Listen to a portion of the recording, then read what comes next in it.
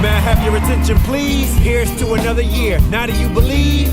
Lost some friends and some family we love. Don't let it get you down tonight, but then we raise it up. Hands in the air like you trying to touch the ceiling. Champagne for everyone, tonight we got the feeling. Made it through the holidays, now we back to hustling. Family versus finance, getting tired of juggling. Ain't better than nobody, I just went and climbed the ladder. So hi buddies, haters, it just sound like chitter chatter. Staring at the calendar, tired of being amateur. Looking in the mirror, trying to face the biggest challenger. Life is crazy, ain't no telling when it all stops. Do it now, don't wait until the ball drops. Nothing is promised, don't nobody owe you nothing. December 31st, better go and get you something. Yeah, it's a new day.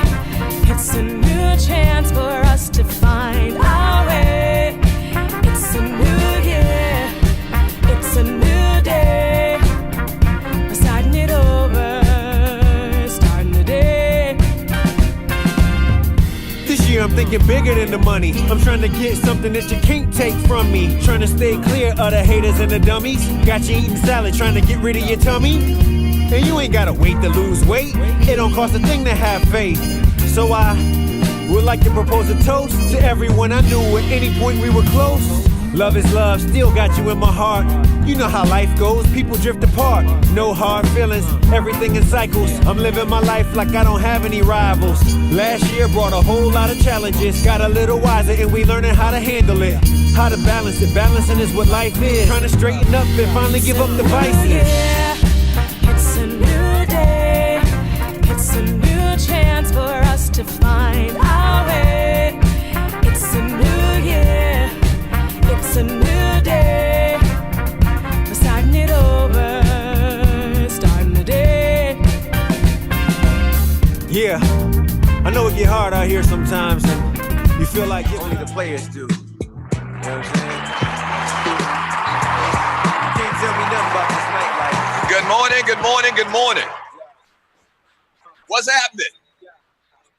Yeah. Y'all like that? That's my man Jay Keys providing all the music today. Welcome to the Doug Stewart Show.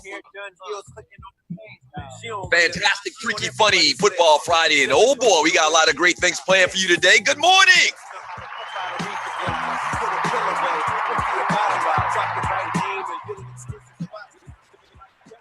Hey, welcome to the show. This is the Doug Stewart Show, October 6th, 2017. Damn, we in October already, man. Good morning, Stewettes, everybody checking out the show. If you're tuning in for the first time, man, this is the realest sports, the guy talk show in America. This is the Doug Stewart Show. We do it Monday through Friday from 10 a.m.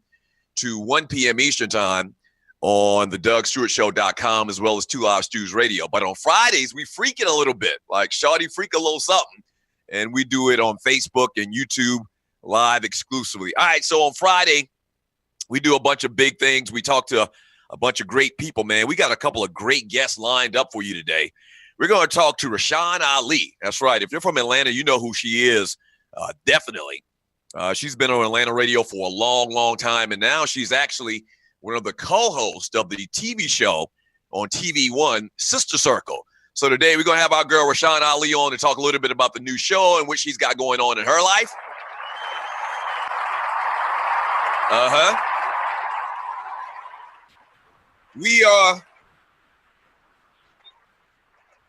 We're also going to talk to music artist Jay Keys. So you just heard some of the music just now. Yeah, my man Jay Keys is providing all of the music today. Very established music artist, man. You know I love that hip hop. So we're going to talk to Jay Keys and find out more about him and everything that he's got going on today. And at the end of the show, we're also going to talk to the most feared man in comedy, the great Henry Welsh. That should be good. Yeah. Hey, yo, do me a favor. Do me a favor. If you're watching the show right now on Facebook Live or YouTube Live, man, tag a company. That's right. I want you to tag a company. Use a little @ symbol and tag a company that you think would be a good fit to do business with the Doug Stewart Show and partner with the Doug Stewart Show. We would appreciate it, as well as share the link, okay? So we talk sports around here. We're going to get into a couple of stories, kind of like the biggest stories of the week. We're going to talk about that Cam Newton story. Is there some new developments on that? We'll talk about O.J. Simpson. Either he dumb or he's stupid.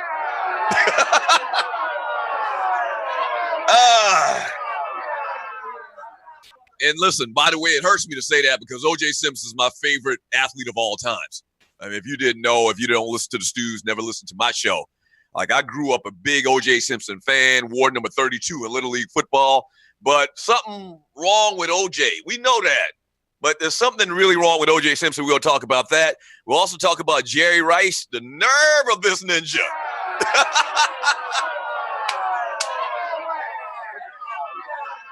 Jerry Rice, wedding crasher. I'll tell you more about that today as well.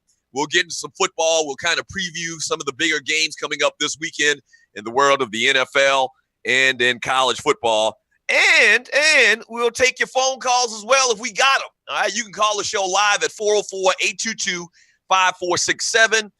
You can also email me at doug@thedougstewartshow.com. And also what we do on the show as well is we read a lot of chat messages on Facebook Live or YouTube Live in the chat group and make this the most interactive sports and guy talk show in America. All right? Yeah.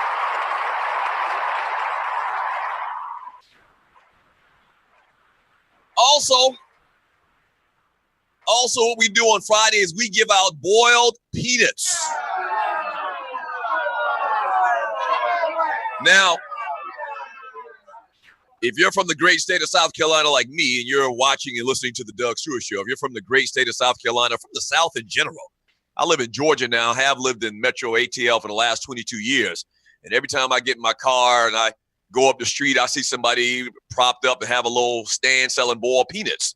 It's a long story, but boiled peanuts came to symbolize being a buster, okay, a goat on this show throughout the past week. So we actually take nominees, and we actually have this voting system that you can go and vote on Facebook Live or on the Two Live Stews and the Doug Stewart Show Facebook groups. We actually got a poll there that you can actually vote, survey. And so we take nominees all week long. You guys vote. And then at the end of the day, I'll tell you who is the buster of the week in sports, entertainment, and beyond. We call it the Boiled Peanuts Award winner/loser. So your nominees this week are Orenthal James Simpson, as I just mentioned a couple seconds ago. O.J. Simpson gets out of jail after 9 years and is doing things to put his black ass back in there.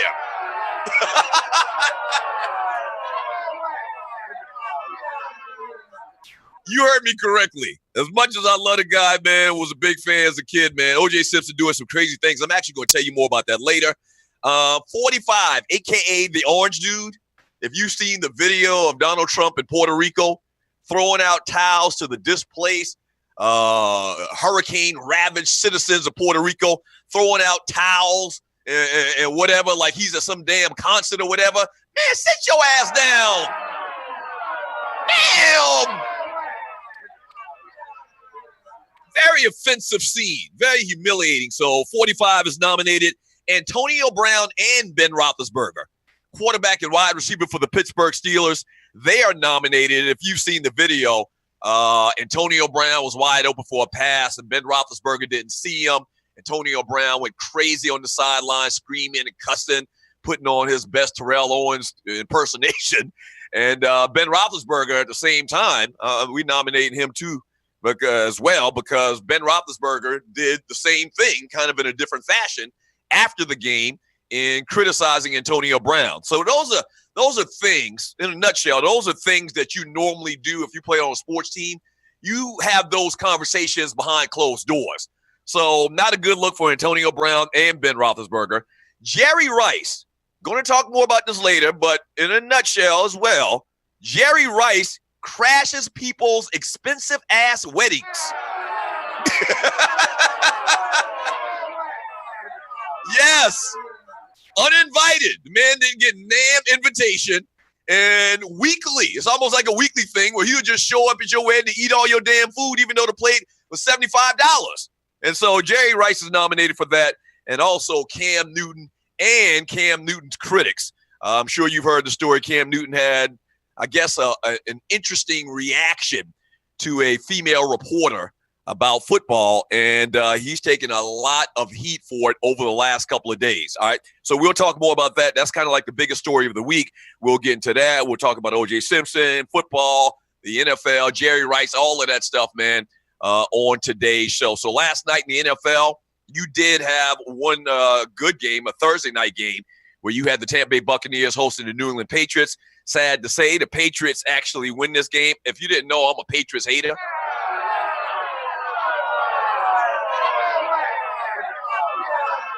I am a big-time Patriots hater and actually kind of root for Jameis Winston, and so they go down last night. And also in college football, didn't watch any of this game. Also in college football, you had North Carolina State and the ACC beating Louisville. The Louisville Cardinal and Lamar Jackson kind of back to life, back to reality.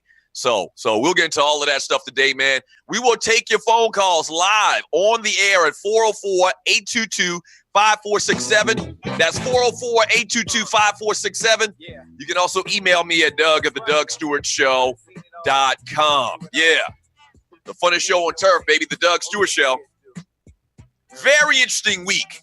If you don't listen to the show every day, this past weekend, we celebrated the 3-year anniversary of my show, The Doug Stewart Show, in the 2 Live Stews Radio Network, where we had people come in town from all over America, literally. We had people come from Portland, Oregon, Houston, Texas, Dallas, Memphis, Tennessee, New York, New Jersey, Arkansas, Las Vegas, Florida. I mean, people come from all over the country, man, to help celebrate 3 years of doing The Doug Stewart Show, man. And we had a phenomenal time. I got way too intoxicated on Friday night. I'm embarrassed to say this, I actually threw up on myself. But it was all good because I got to see my peoples, man, and we had a great time. So shouts out to the Stewies and the Stewettes, all right, all over America, man. Thank you for coming to ATL. We're going to do it again next year. It'll be TDSS4. All right, when we get back from the break, let's talk about the biggest story of the week and start getting some of your reaction to it, all right? I got some kind of interesting, different thoughts, different perspective than what you probably hear on TV and radio from everybody else, all right? And as you can imagine. All right, so 404-822-5467. We'll take a quick little 3-minute break. Check out my man Jay Keys. Don't go away. The Doug Stewart Show. Temporary star with a temporary chick, get a temporary. Yeah. That's right. Y'all know.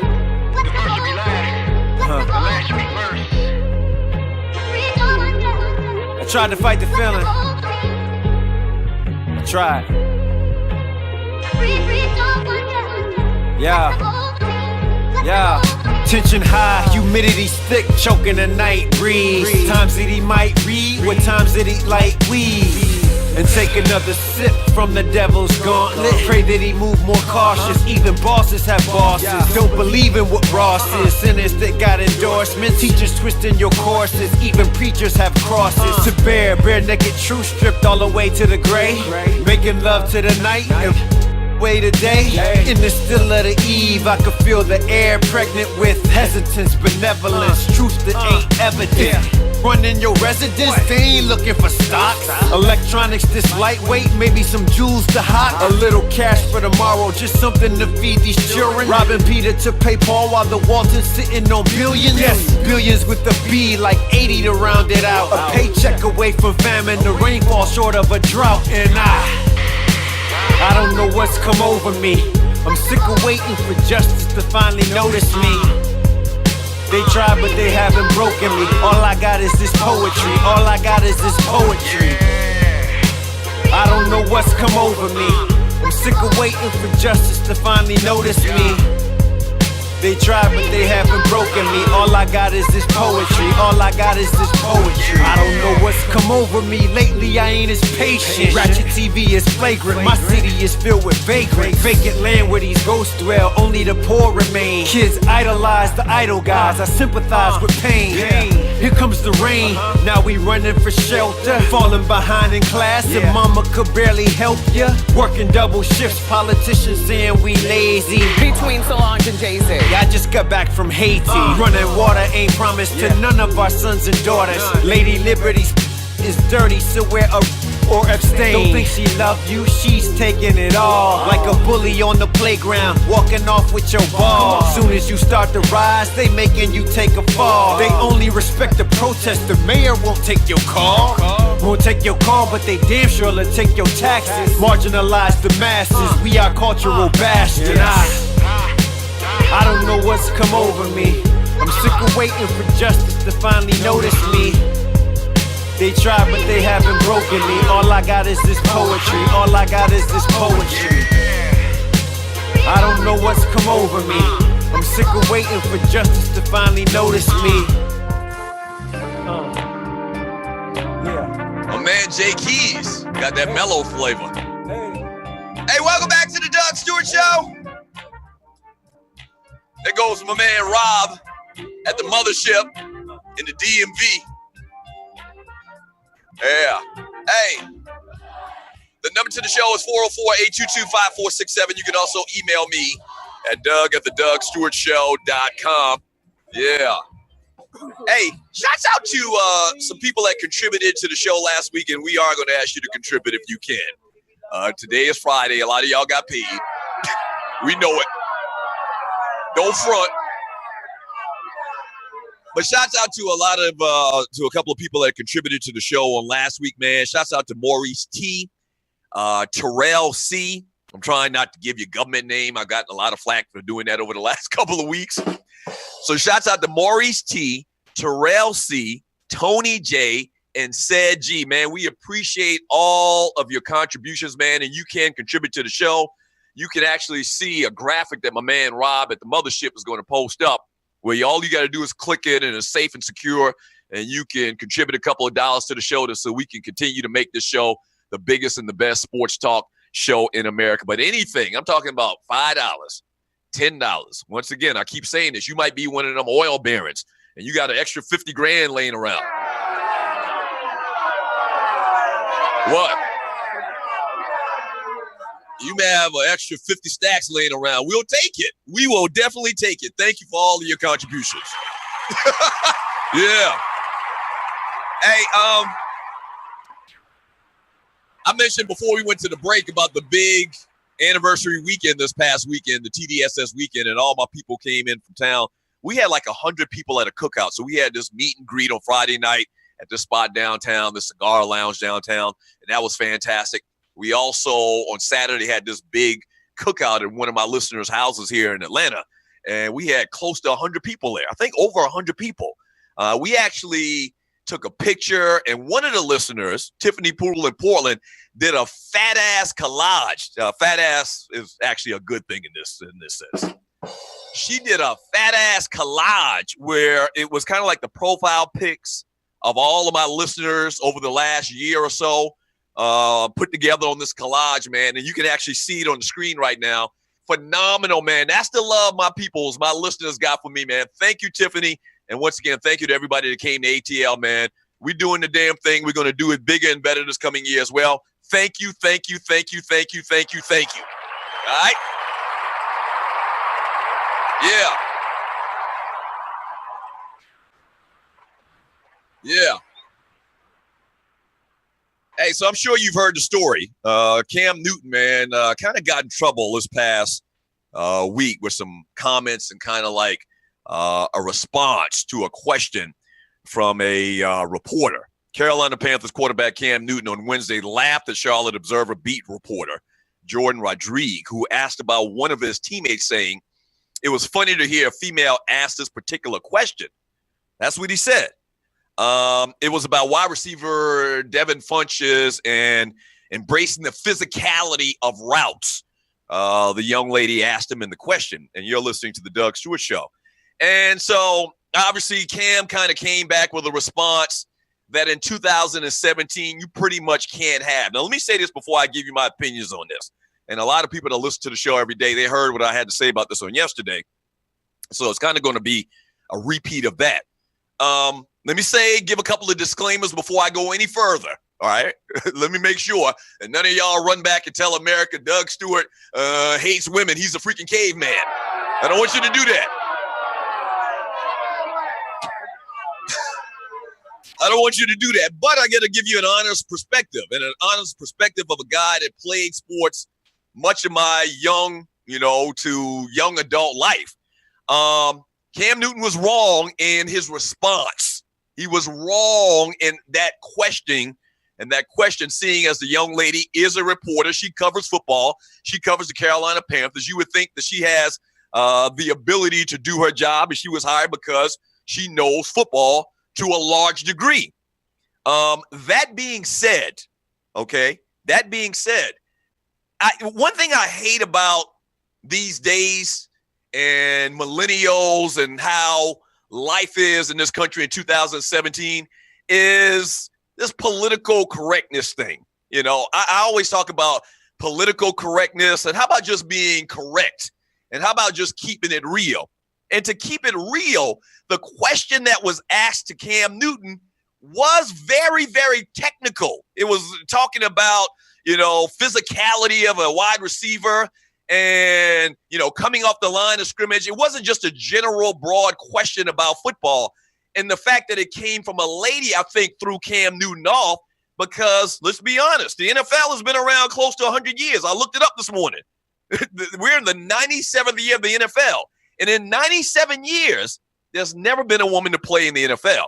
Now, you may say to yourself, well, Doug, that doesn't have anything to do with her job. There's men that cover sports, that cover football. There's men reporters that never played the game. What's the difference? There's no difference, but as trivial as this sounds, I think inherently, subconsciously, athletes kind of give male reporters a little bit of a leeway because they're thinking that at some point they've, in this particular case, ran a route in their backyard, playing backyard football, or on the playground, or maybe in Little League or JV or varsity or something like that. Once again, not trying to disparage the young lady. There's never in the history of the NFL been a lady to play in the league. And so when she got technical with the particular question, I think that kind of threw Cam off for a loop. Now, here's the thing about it as well. Cam Newton is not the most polished guy that you've ever heard talk to the media.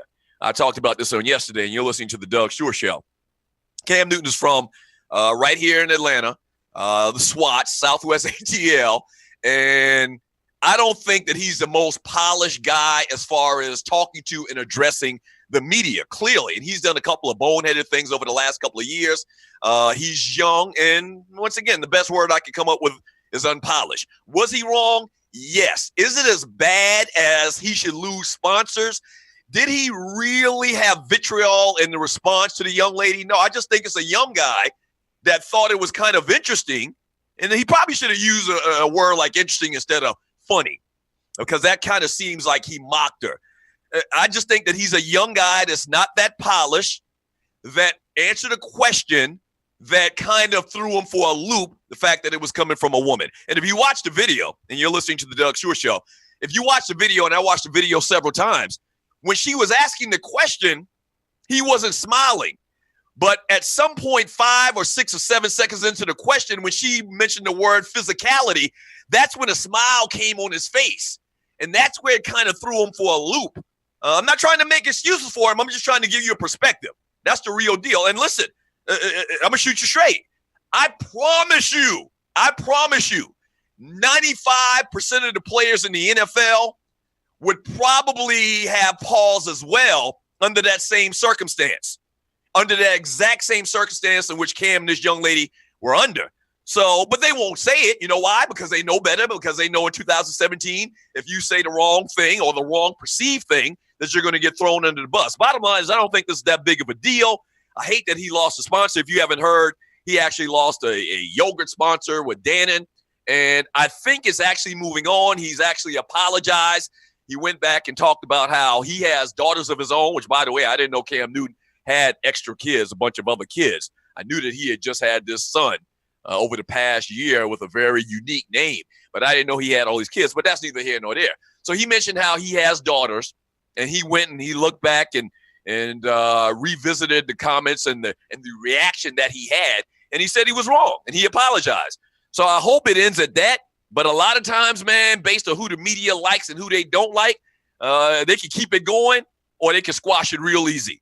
So we'll see what happens. This young lady actually, whenever you get thrust into the news like this, fans that embrace Cam Newton or the other side to the conversation, in this particular case, Cam Newton, are going to do research on the aggressor or the person that alleged these accusations. And so it's come out that this young lady actually has some very nasty, racist tweets in her Twitter history. And she talked about being a fan, in effect, and for her father that was this devout racist.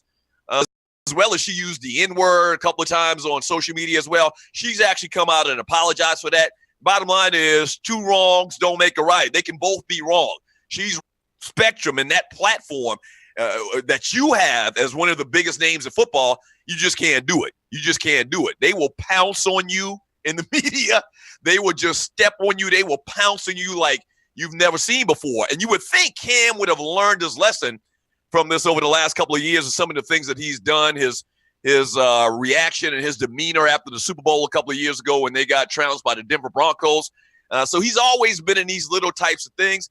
I don't think it's that big of a deal. You saw a real guy there. I'm not one of those people that say women shouldn't be in sports. I would never say that. There's a lot of women that are phenomenal in sports that are better than a lot of guys.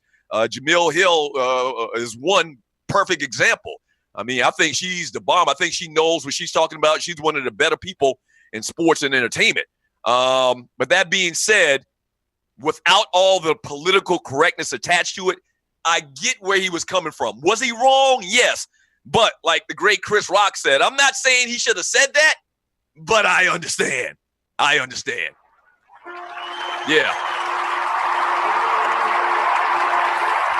If you've never seen the Chris Rock stand-up, he was talking about O.J. Simpson, as a matter of fact. He was talking about O.J. Simpson and that whole situation and how he didn't understand, or he's not saying O.J. should have did what he did, but you know the rest. And so that's kind of how I feel in this. Shouldn't have said it, but I get where he's coming from. I want to get your thoughts on this, man. When we get back from the break, I'm going to jump in the chat room on Facebook Live and YouTube Live and get some of your thoughts on it. And we'll keep the show rolling as we do. Coming up after that, down the road, we're going to talk a little bit more in depth about this O.J. Simpson story as he's on them streets. The juice is loose. All right. So we're going to take a quick 3-minute break. Check out my man Jay Keys providing all the music today. Don't go away. The Doug Stewart Show. Calendar, tired of being amateur, looking in the mirror, time to be.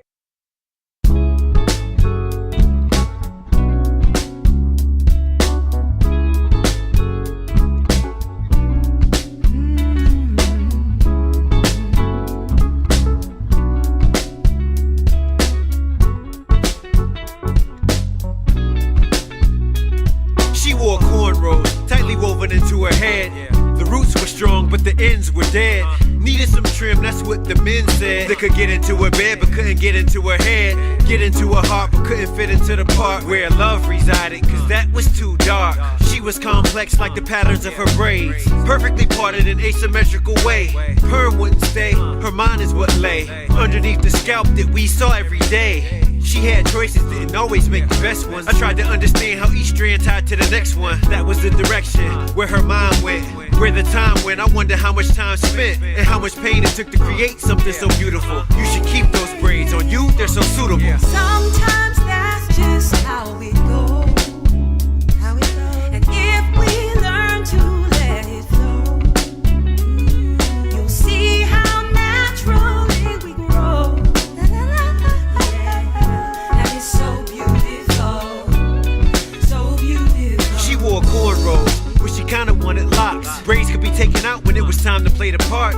Straightened it out for other people's insecurity. Put them back in to go swimming and be worry-free. She kept her scalp moisturized with information. When it was time to love herself, I sensed some hesitation. Limitation, imitation, dreads that won't lock. Twist it, won't twist, afros with no fluff. Her hair in its natural state seemed to be the root of so much self-hate. Feeling more African, a little less American. She laid to rest, wrapped her head in cloth to keep her hair within. She's freedom's daughter, Madam C.J. Walker. Taught her to alter her aura like a soror. A kitchen full of naps and pink oil and a pressing comb. She felt like she was finally close to getting home. Sometimes that's just how it goes. And if we learn to let it flow, you'll see how naturally we grow. Yeah, and it's so beautiful. So beautiful. It was cornrows she wore, the world had judgments. Some hated it, some loved it. Corporate cats thought she some sort of rat. Probably messing with some dude from the block that's in the trap. Privileged folks saw her as a baby mama. 2 or 3 kids by 2 or 3 fathers. Loud talking, dirty mouth, disrespectful, negligent, trifling, product of the ghetto. She was none of the above. She just needed love, like anybody, everybody, everyone does. On the porch she sat getting them done. Half loose, half brave, positioned under the sun. A simple flat iron, people seem to change perception. Same woman, same heart, other people's misconceptions. They say that braids make your hair grow longer. In this case, it helped the young woman grow stronger. Sometimes that's just how we. Yeah. Welcome back to the Doug Stewart Show. Rise. Rise. So bad. Happy Friday to you. I want to know why. Yeah. Hey, do your boy a favor, man, and share the show. Very important that you do that. Share the show. Hit the little share button, and I would greatly appreciate it. In the background, you hear my man Jay Keys. We're going to talk to him a little bit later. All right, so we've actually confirmed another guest as well. I mentioned it on a couple of the little advertising, little promotion videos I did last night, this morning. We're going to talk to a guy. He goes by Greg Lost and Unbound. And what this guy is one of those, he's one of those YouTube sensations, right? So he's a gamer and he plays video games, and evidently young people like playing video games. He's like 19 years old. They like playing video games in front of an audience. And he's amassed over 1 million followers / subscribers to his YouTube channel. And so that's a good look. And we actually have some history.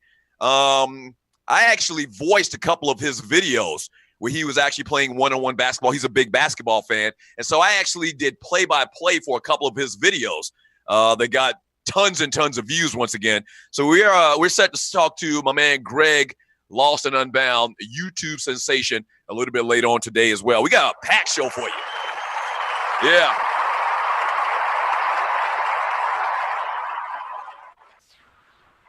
Yeah.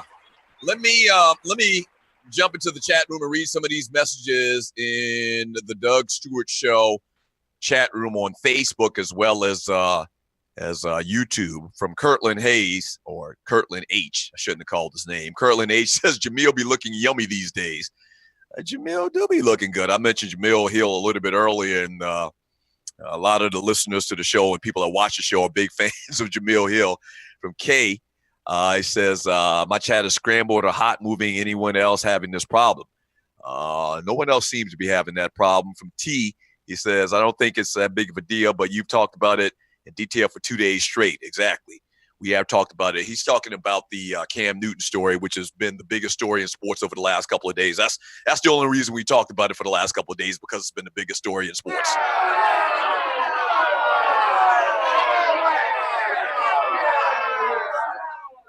From Emmett Bean, Doug, your president ain't politically correct. That's a fantastic point. That's why he's nominated for this Ball Penis Award. Very good point.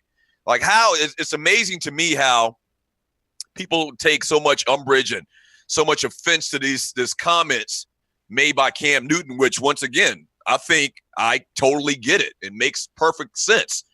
But don't have that big of a problem and cast their vote for a man that got caught on videotape talking about grabbing people's vajayjays. Women's.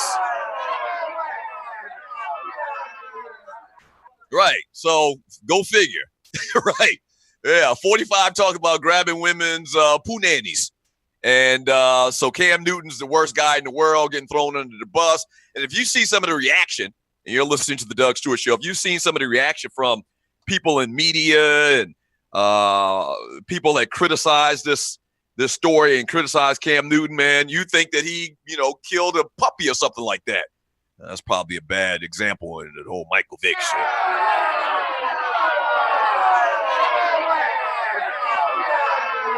Right, you think he committed like one of the worst crimes in the history of the world, but, the majority of this country voted for our president. He got caught on videotape once again talking about grabbing someone's vajayjay. From who do we have here in the chat on Facebook as well? Spartan LD says, much ado about nothing. Them colonizers trying to distract everyone from their protest. That's all. And I've heard that what's the word I'm looking for? That theory, that conspiracy theory as well a lot over the last couple of days when this story first started. The fact that, talking about Cam Newton and this story between him and the young lady reporter kind of distracts from all of the conversation that we had over the last week or so about anthem protests and Colin Kaepernick and everything that went along with that, which is a very good point because to a large degree, that's what all the focus has been switched to. It's been switched to that. It's been switched to that. From Kevin J says, good morning, Jay twice. Lasagna L, just shouting out people in the chat room on Facebook Live and then on YouTube Live as well. Kirtland H as well. Queen giving shots out to everybody that came to town. And once again, the past weekend, man, we had people, if you don't listen to my show daily, the show is audio daily. And so we have this chat room where people that listen to the show, they jump in and they post their thoughts, kind of like what they're doing right now on everything that I'm talking about on the show. And so over 60 hours a month, we do this show, 3 hours a day, 5 days a week. You do the math. That's like right at 60 hours per month. And so a lot of the people that listen to my show, man, have basically become family.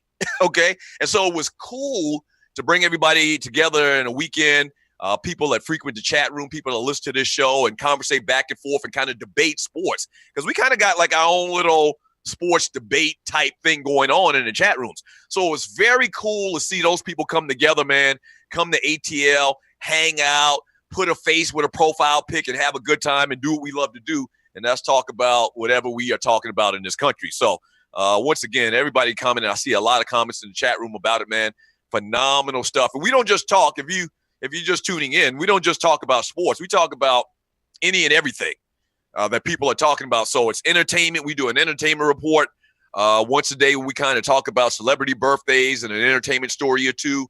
We talk about politics. As you can tell, we've already mentioned 45 a couple of times, whatever it may be. One restriction that we kind of had in mainstream radio when I was on radio was they didn't want you to talk about certain things. Certain things were taboo. And I kind of get it. But certain things were taboo. They never wanted you to talk about religion. They never wanted you, and we still don't do that for the most part. They didn't want you to talk about religion. They didn't want you to talk about politics because those issues were very divisive. Obviously, as you can tell in the climate over the last couple of months with this Colin Kaepernick thing and the protests in the NFL. So they never want you to talk about that stuff. We don't do it. We'll go there.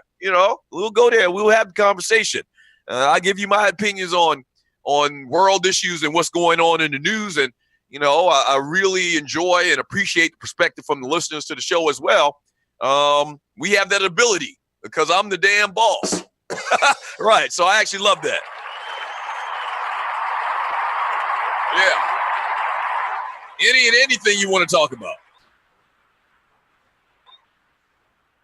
Yeah, any and everything you want to talk about on the Doug Stewart Show. 404-822-5467. You can also email me at doug@dougstewartshow.com. From, who do we have here? From Curtis B. He says, preach Doug. Lasagna L, no problem. And talking about the comments about Cam Newton and what this controversy that he's in right now. And I think it's going away. I think it's kind of going away with the apology. I don't know what more you want. I don't know what more people, the detractors of Cam Newton, want. You can't squeeze blood out of a turnip, is what he used to say back in the country. And so he's apologized. What more can you do? He's lost a sponsor. I never thought in a million years when I first heard the story that he would actually lose a sponsor, and he lost a sponsor.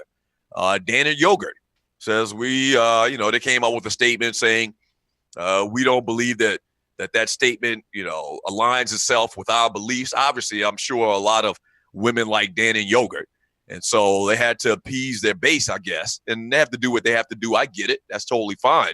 But I never thought in a million years when I heard this story that it would be as big as it's been and that this man would actually lose money off of it. But such is the case. Yeah. 404-822-5467, 404-822-5467. You can also email me at doug@thedougstewartshow.com. Also, don't forget, please tag a company. All right. If you're watching the show on Facebook and YouTube Live, tag a company, hashtag or @ symbol, actually. Use the @ symbol and put, Coca-Cola or @ symbol and McDonald's or whatever. If you think that particular company would be a good match for the Doug Stewart Show. Also, you'll see a graphic every once in a while and where you can contribute to the show. Yes, we passed it around the collection plate. Yeah. We are passing around the collection plate, man. We have expenses around here. This is not a cheap thing that we're doing here. This is first class, grade A entertainment for you. Sports and guy talk entertainment. All right. So if you can contribute a couple of dollars, 5, 10, 15, 20, 50,000, 100,000, $1 million, even if you got it, we would appreciate it. We would appreciate it. As I mentioned earlier, last night, the New England Patriots beat the Tampa Bay Buccaneers. Tom Brady threw for 303 yards and 1 touchdown. Probably had the Tampa Bay Buccaneers playbook, cheating ass.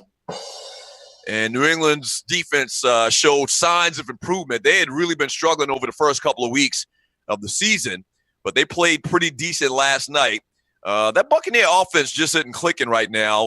Jameis Winston actually looked good at the end part of this game, but it was too late as they missed 3 field goals. Jameis went 26 for 46, 334 yards and 1 TD, and just didn't have enough time at the very end there to make a comeback and win this game. So Tampa Bay goes to 2-2 on the year, and the cheating ass New England Patriots go to 3-2 on the year.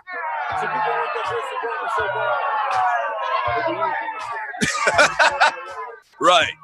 Patriots go to 3-2 on the year. And so I think one positive out of this first couple of weeks, if you're a New England Patriot hater like me, who somehow cheated their way to winning that Super Bowl last year against the Atlanta Falcons, this isn't the same Patriots team that we've seen dominate over the last couple of years. It's just not. They're missing something. They're lacking something. Tom Brady may be losing a step or two, which eventually will happen at some point. It just has to. And so Patriots do get a win last night. I actually had Jameis Winston as a fantasy player in DraftKings. So he got me pretty solid points. So I'm happy about that. And also last night, North Carolina State beats Louisville 39-25. And Louisville, man, their best chance to do something big on the national scene was last year. And it didn't happen. Lamar Jackson obviously went into Heisman last year. Still playing good. Not as great as he did last year at the early onset of the season. Still playing fantastic. But they're really pushing a bunch of other players, man, for this Heisman Trophy. And I don't think he's going to be at the end of the day in that conversation. All right, when we get back from the break, man, we're going to talk about O.J. Simpson, man. O.J. done lost he already lost his mind. But he's really lost his damn mind. We'll talk about it when we get back. Don't go away. The Doug Stewart Show. 3 minutes. 3 minutes. Got to you. Screaming the lights, the cookies, the flights. It seems that it's just too much for you. You need relief, so you faded once. I was just reminiscing on all the ladies I used to kick it with over the years. You know what I'm saying? Some of them came, some of them left. Some of them still around. But I still got a special place in my heart for all of them.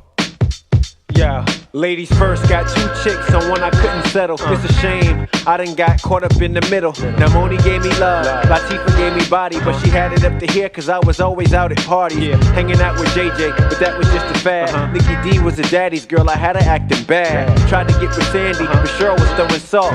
Saying he's a tramp, about sex he wanna talk. So I didn't push it, I just expressed myself. Couldn't play with her yo-yo, put it back on the shelf. Met the twins out in Oaktown at 357. Roxanne and Shine Shantae couldn't get along for nothing. Kicked it with this light chick, but she had me worried. Patience was paper thin, plus she couldn't get over Georgie. So there I stood in the Buffalo stance. I never could quite get enough of Antoinette. In my new school, I met El Boogie and had a crush till she dropped out. Man, I miss it so much. Trouble when trouble pass, memories don't fade. The ladies I used to date got me digging in the crates. Digging in the crates for love. They got me digging in the crates for love. And now I'm digging in the crates for love. I'm digging in the crates for love, love, love.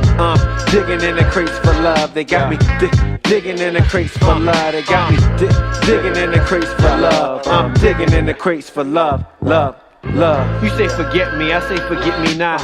Now here comes Patrice rushing in the spot. And she with Miss Gardner, the one that makes my heart beat. Is she my real love or is it Jodie Watley at the disco? I met Donna on a summer night. Sheila was doing E, living the glamorous life. I wonder if I take Lisa home, would she be all cried out? If I creep with Julie Brown from downtown? Vanessa got the right stuff. Let's hear it for the boy. Denise couldn't get enough. There was Dawn, Maxine, Cindy, and Terry. Using Liza's alibi. Why would I get married? Unless I got a superwoman just like Karen White. My other Karen brought me back to life. Back to reality, that was just a vision. Can't turn me away, Sylvia started stripling. It's Stacey Lattisaw, but she ain't say a word to Sherelle, LaBelle, not even a Jones girl. Drank a Pepsi with Cheryl, she's Riley, I said chill. When I think of home, Stephanie would feed me meals. Janet wasn't having it, she made me wait a while. Never tried to hit Shanice, I just loved her smile. Evelyn popped champagne, made me feel like a king. Tracy said, this house is my house, you make me wanna sing. Come on. Hey, welcome back to the Doug Stewart Show. Nothing ever came to those that didn't get out and get it, you know? I like this Jay Keys guy. Like this Jay Keys guy. Yeah. Hey, the number to the show is 404-822-5467, man. Shouts out for the contributions, man. We've gotten received a couple already today. Shouts out to Tiffany Poodle in Portland out there. Telling the world about the Doug Stewart Show. Thank you very much, Tiffany. We appreciate that. Yeah. As I mentioned earlier, man, for the daily listeners, the people that listen, you know, all week long, they know where they can actually go and vote for this week's Buster of the Week in sports, entertainment, and beyond. And the Doug Stewart Show and the Two Live Stews Facebook chat group. But your nominees are 45 for treating the people of Puerto Rico like they were at a freaking concert or something like that. Antonio Brown and Ben Roethlisberger, Jerry Rice, Cam Newton and his critics, as well as O.J. Simpson. If you didn't know, O.J. Simpson got out of jail this past week, in which he's been in for 9 years for taking his own shit. Right. Right. 9 years O.J. Simpson has been in jail for taking his own stuff, where strong-arming a guy that actually had some of his memorabilia. You know the story. Went to this hotel with a couple other dudes, and somehow weapons were pulled, and they put O.J.'s ass in jail for 9 years. Crazy. And you know the story. O.J. Simpson back in 1995, he was found not guilty in the murder of his wife, Nicole Brown Simpson and Ron Goldman, but then he was found guilty in the civil case. And a lot of people still have strong emotions about O.J. Simpson. But he actually got out of jail this past week. A couple of different events that happened surrounding his release.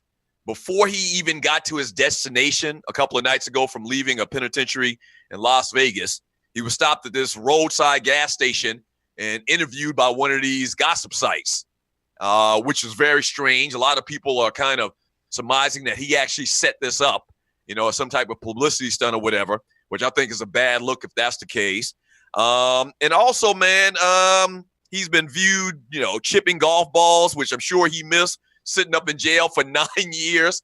So he's already, you know, trying to get back to a normal life. And one of the big things that O.J. Simpson was very fond of before he went in jail was golf.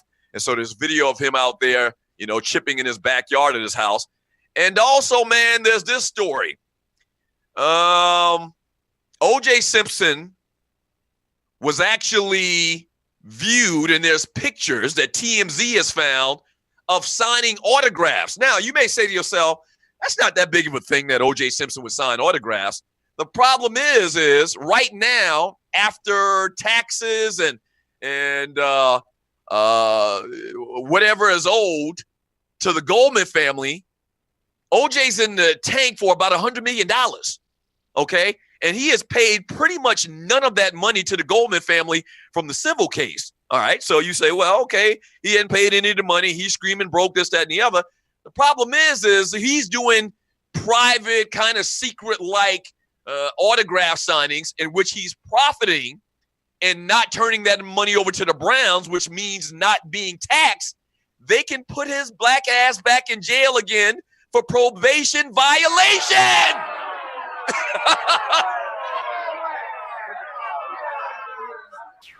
Yeah. TMZ's got the pictures. Allegedly, TMZ has the pictures. And here's the thing about it. And you're listening to the Doug Stewart Show. TMZ isn't one of those gossip sites like when they originally came out. Maybe at the time they came out, I don't know, 25, 30 years ago, they were viewed that way as some seedy publication that you couldn't count on, no journalistic integrity, anything like that. But no, TMZ pretty much has been on it, doggone it, over the last couple of years. They break stories more so than anybody else. And so TMZ's got this video, this verified picture of O.J. Simpson in this hotel room signing autographs, okay, unbeknownst to him, which is unbelievable because, once again, you know that there's a lot of people out there that feel like O.J. Simpson killed these folks. Rob, my man Rob right there at the mothership in D.C. Rob, give me a thumbs up or thumbs down. Do you think O.J. Simpson killed Ron Goldman and Nicole Brown Simpson? Yeah. There we go. There's a lot of people that think that he actually did these murders and are looking for a reason to put him back in jail, especially a lot of people that are involved with our justice system. You just got to be smarter. Let me grab a call. Caller, thanks for calling the Doug Stewart Show. What's your name? Where you calling from? What you want to talk about? Ty Sigma, what's going on, Doug? Ty Sigma, good morning, brother. How you doing? Hey, man, I'm doing great. I just want to get at you about this OJ signing. You got proof that he was signing, but unless you got the money waving like Johnny Manziel, you have no proof that he received any money. Yeah, How about his kids could have a corporation that they get paid? It's not against the law to sign autographs for free. OJ been doing this thing since he got divorced from the late Nicole Simpson. Yeah, so he's been making money the whole time the same way. He had money when he paid these lawyers to set all this stuff up. So that's something to consider. He's been signing autographs even before the 9 years in prison. Hey, Ty Sigma, I agree with you 100%, and everything that you're saying is 100% accurate. But here's the thing: my point is shouldn't you not, if you're O.J. Simpson, who spent the last 9 years in jail, shouldn't you not want to raise any red flags at all where they can come snooping around you? Do you not believe that if there's any reason possible that they can put his ass back in jail, that they'll find a way to do it? They will try to do it, but like I said, signing the autograph in a hotel room, which a lot of athletes do in privacy, is not against the law. Yeah, I hear you, man. Appreciate the call, and he's exactly right. At the end of the day, he's exactly right. But also, you would think that a man wouldn't spend 9 years in jail for taking his own shit. You feel me? So this isn't a normal situation. Everything you're saying, once again, is 100% right. But yeah, in normal circumstances, you wouldn't think that a guy, in trying to retrieve his own stuff, if you don't know the story about O.J. Simpson taking memorabilia, signed autograph, pictures and jerseys, a guy somehow came in contact with a lot of his stuff through, I believe, like a storage space sale or something like that, or some method. O.J. Simpson found out about it, and it was obtained illegally. He tried to go and retain it and retrieve it. He did, but there were guns drawn, and they put him in jail for 9 years.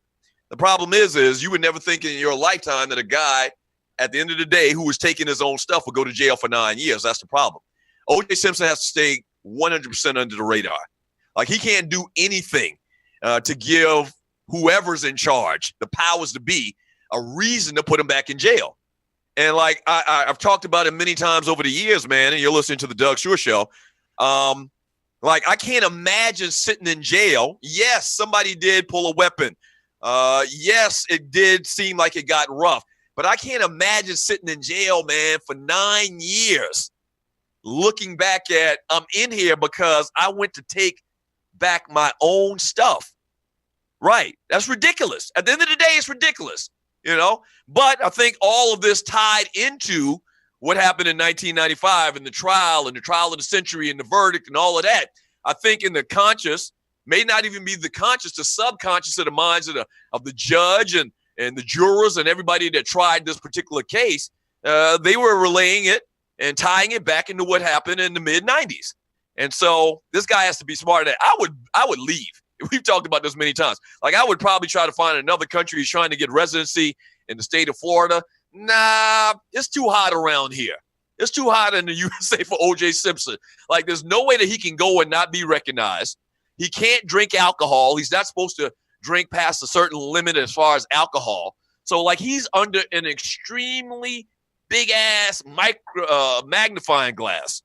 And so I don't want to go to jail again. That's my whole thing. I don't want to go to jail again. And O.J. Simpson seems like just in a couple of days back on them streets doing a bunch of very, what I would call, risque things. What are your thoughts? What are your thoughts? Yeah. The number to the show is 404-822-5467. You can also email me at doug@thedougstewartshow.com. When we get back from the break, man, we are going to jump back into the chat room and get a couple of your thoughts on this particular story. Hear what you got to say about the Cam Newton story as well. We could talk some football as the NFL and college football back this weekend and do all that we do here on the Doug Stewart Show. All right. We got time? No, we don't have time. We'll take your calls when we get back from the break, as we do have a couple of calls coming in right now. We'll take your calls when we come back from the break and get your thoughts on everything that we've talked about already today. All right? Yeah. Hey, 404-822-5467. Fantastic, freaky, funny Football Friday. Coming up in about 20 minutes, we are going to talk to my girl, Rashan Ali. That's right. One of the co-hosts of Sister Circle, as well as Lost and Unbound, YouTuber, gamer, viral sensation, YouTube viral sensation. He's coming up today as well. Comedian Henry Welsh and recording artist Jay Keys, who you hear in the background right now. The funnest show on turf, the Doug Stewart Show. Don't go away. From where I sit, you ain't here when it come to police. Don't take it personal. It ain't just you, it's all our young police. Whole generation, soldier and police, and they ain't the same thing. Let me paint a picture clear. People living poor, people live in fear. Nobody wanna lend an ear till you shed a tear. You the one that put us here. Stuck in a living hell, ain't living swell, headed to a prison cell. Devil kiss and tell, wishing well. Say a prayer and wish him well. Does it ring a bell? Does it ring a neck? Does it put nigga in a ringer? Ring the alarm, shots ringing. Young black with a hoodie and a middle finger. As an avatar that a cop never saw, still he dead and gone. Taking screenshots of his profile online, saying why the boy was wrong. They blame the victim, damn near tried to put his corpse on the witness stand. Media dismembering how we remember him. Hope not this again. Sentenced him to death after birth, then they brought the hearse, never stood a chance. Never got to grow, never got to show or to prove or to be a man. Now they wanna take our life. Now they wanna give us death. So better watch your step. Yep. They already think we. They already found us. Now they wanna take our life. Now they wanna give us death. So better watch your step. Yep. They already think we.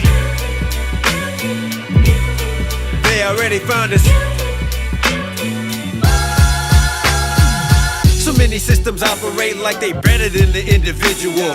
It's hypocritical within it though. You still find a bunch of criminals making policies, putting people in a place where they got a fight to live. Got a right to live, but black and brown treated like they got a life to give. Got got a life to take if anybody ever tried to touch my family. You could have this shit on video and it'll still be a fucking travesty. Another casualty, another victim of another body is left to rot. Another case of white fear turned to a case of another shot. Said he felt the threat, said he made a move and the law was on his side. Probable cause to stop and frisk and stand your ground, so he had to die. And it's by design, now we up in arms, now we finally fighting back. Now we raising hell, now we raising sons, now we raising guns if it comes to that. Now they wanna take our life, now they wanna give us death. So better watch your step, yep. They already think they already found us. Now they wanna take our life, now they wanna give us death. So better watch your step, yep. They already think they already found us.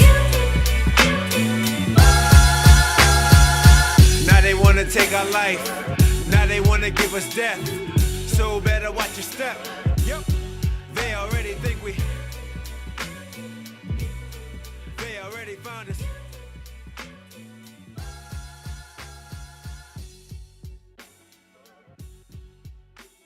You ain't there when I come to police. Happy Friday to you. Take it personal. It ain't just you, it's My man Jay all our young Keys. police.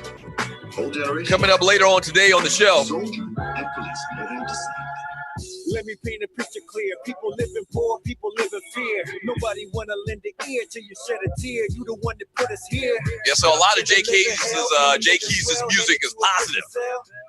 Trying to help the youth. Right. So good stuff, man. We're going to talk to him later on today on the Doug Stewart Show. Welcome back.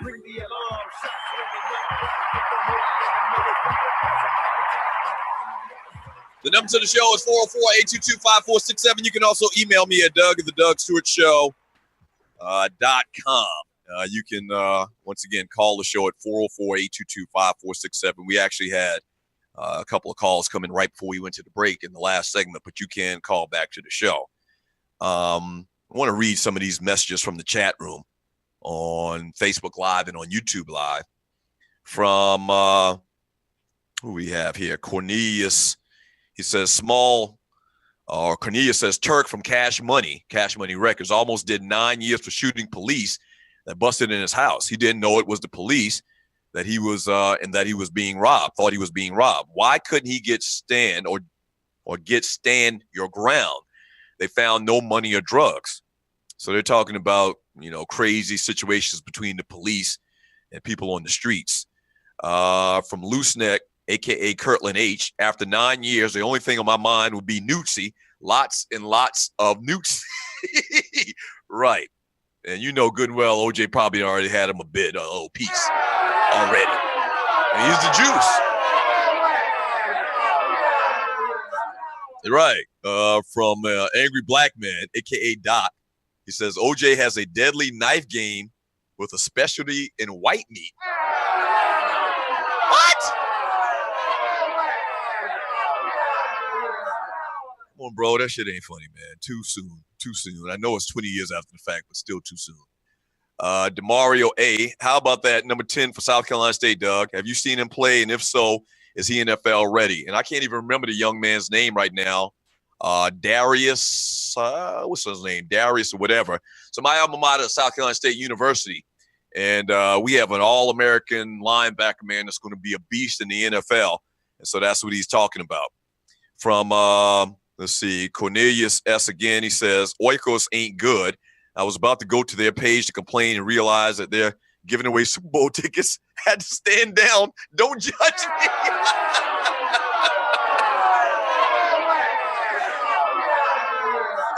Right. That's funny. Right. He's talking about the yogurt company.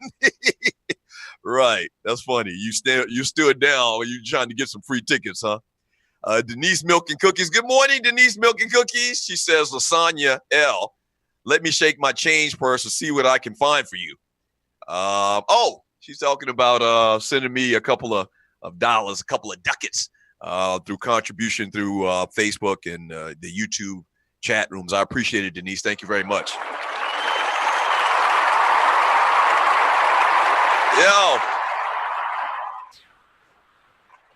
Somebody made a comment during the break and talking about, there's really no proof, just like we had a caller call and said there's really no proof that OJ is doing something wrong, that he's breaking the law, he's doing something nefarious. The problem with that theory is why it seems like all of the cloak and dagger and hiding and in this secret location he's signing these autographs. If everything was up above board, why the shroud of secrecy? So clearly it feels like that he was doing something that he was trying not to let people know that he was doing. And these secret pictures, which, by the way, OJ got to find better friends. I mean, his friends just have not really stood by him in the last decade or so. So he goes to jail, bursting in this room in this hotel, trying to steal his stuff back with a bunch of dudes that he barely even knew. And one of the dudes pulls out a gun. And when the trial comes around, everybody throws him under the bus. Like, everybody turns on him. They cop deals. He does 9 years in jail. The man ain't 2-3 days out of jail. And he has this secret autograph signing thing going on in this hotel room. And somebody in the room's got a camera and taking pictures and selling them to TMZ. Like, dude. And you know what? Somebody said it in the chat room as well. OJ may have CTE. He may have dementia, which is a big topic of discussion in today's world and media. And you're listening to the Doug Stewart Show. So very possible that he's not thinking clearly, that he's not, the train isn't on the track. He's old. Now, one thing I will say about OJ Simpson and his thinking, he got enough head where he can think better than anybody else. Wait a minute. Let me explain that to you if you're not a normal listener to my show. So me and my brother interviewed OJ Simpson. It's been 10 years ago now, well after the trial. And he actually was in studio, live with us in studio for like 2 hours. And as I said at the top of the show, as a kid growing up in the 70s, OJ Simpson was the shit. I mean, there's no other way to say it.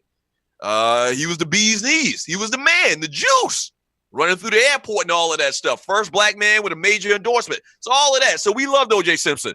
OJ Simpson came in studio. An interview was set up by our homeboy Ryan Cameron, big-time radio host here in Atlanta. He was having a celebrity golf tournament, and OJ Simpson and him knew each other, and the Juice came to Atlanta to take part in the celebrity golf tournament.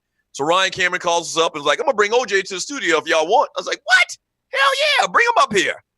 And OJ Simpson walks in the room, and when I tell you OJ Simpson has maybe the biggest head of any person walking the face of the earth,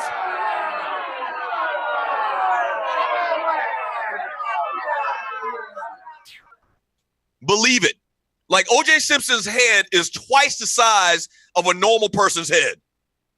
Maybe even 3 times a normal person's head. Like, his head was twice the size of my brother's head, and my brother got a big-ass head. So,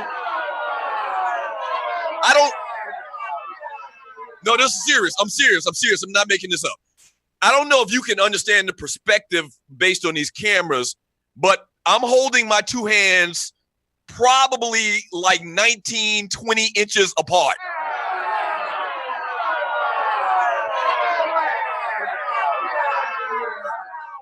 This man has a gargantuan head. I mean, his head is on swole 24/7. The last thing you want to do with OJ Simpson is get into a headbutting contest. Right.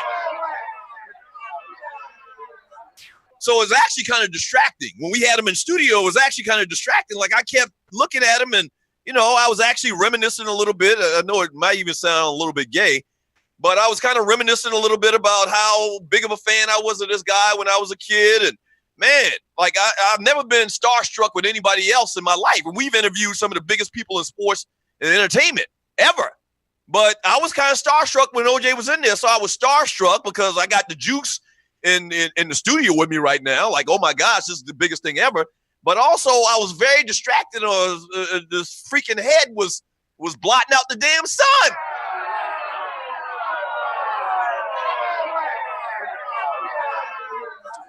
So bottom line, there's a lot of head that OJ has that could accommodate CTE and brain trauma. And I'm not being funny when I say that. It might sound like I'm trying to be funny, but I'm not. And so this guy played in the era where equipment wasn't the same. Equipment was actually garbage. If he played in some of the helmets like I did back in the 70s, and when I got in high school and whatnot, I actually had a Rydell helmet for my former athletes. When I was in JV, I had a Rydell helmet, which actually had like a little rubber circle, little pad in the middle that was held and extended out and attached to the helmet with strings. Right, not like strings that flex, like actual strings, like little straps. All right, so the equipment was horrible back in the day, man, and I wouldn't be surprised at all if 90% of these guys from back from the 70s, 60s, and before, once again, as I said earlier, the NFL is coming up on 100 years, if all of these guys don't have CTE. And so, yeah, OJ just isn't thinking right. To get out of jail, doing 9 years in prison, man, is just absolutely incredible, man. Absolutely incredible to do some of the things that he's already being, accused of, I guess, in effect. Yeah, 404-822-5467.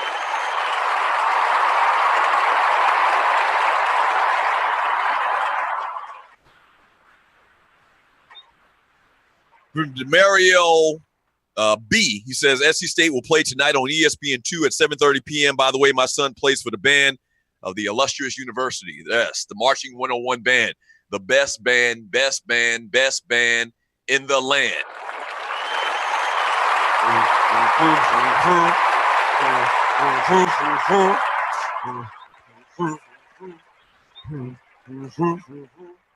Yeah. Spartan LD, cat don't need money. He got a bank full from 9 years of NFL pension. Talking about OJ Simpson. Maybe OJ trying to get back in jail to visit his bunkmate. Y'all stupid. Y'all are silly. Y'all are silly. Nah, I don't think so. Did you see the video when he was walking out of the prison? Like, he got out of there so fast. He was walking very briskly. That's another thing. OJ Simpson got real bad wheels. That's one of the reasons why I always believed that he actually didn't commit the murders. When he came in studio with us that day I was telling you about, he could barely get around, man. Bad knees. Oh, yeah, another thing about OJ Simpson, too, he's bow-legged as hell. Looked like he was born on a horse.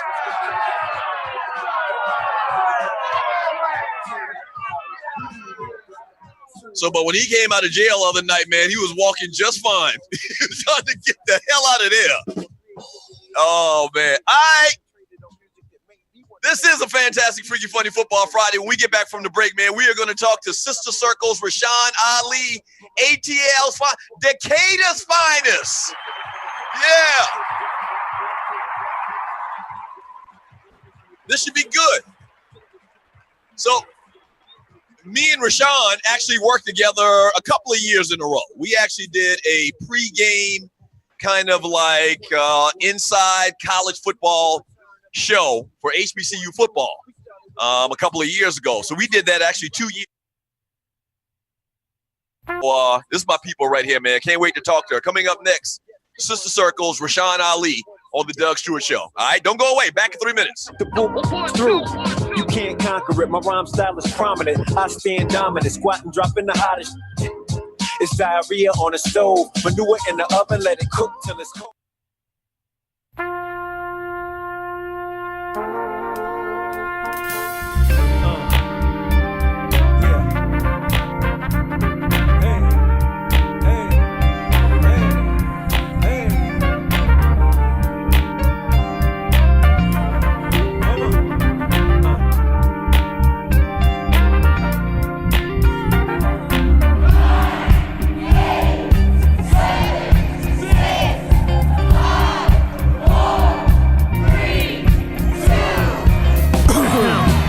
Attention please, here's to another year. Now do you believe?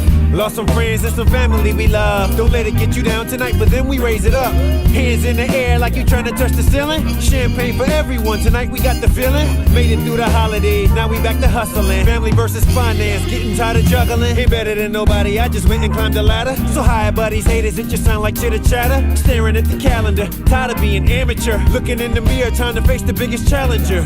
Life is crazy, ain't no telling when it all stops. Do it now, don't wait until the ball drops. Nothing is promised, don't nobody owe you nothing. December 31st, better go and get you something. Yeah, it's a new day. It's a new chance for us to find our way. It's a new year. It's a new day. We're starting it over. Starting the day. This year I'm thinking bigger than the money. I'm trying to get something that you can't take from me. Trying to stay clear of the haters and the dummies. Got you eating salad, trying to get rid of your tummy. And you ain't gotta wait to lose weight. It don't cost a thing to have faith. So I would like to propose a toast to everyone I knew at any point we were close. Love is love, still got you in my heart. You know how life goes, people drift apart. No hard feelings, everything in cycles. I'm living my life like I don't have any rivals. Last year brought a whole lot of challenges. Got a little wiser and we learning how to handle it. How to balance it, balancing is what life is. Trying to straighten up and finally give up the vices. Yeah, it's a new day. It's a new chance for us to find our way. It's a new year. It's a new day. We're starting it over. Starting the day. Yeah, I know it get hard out here sometimes and you feel like giving up, but if you woke up this morning, that means you got a chance and you need to do something with it.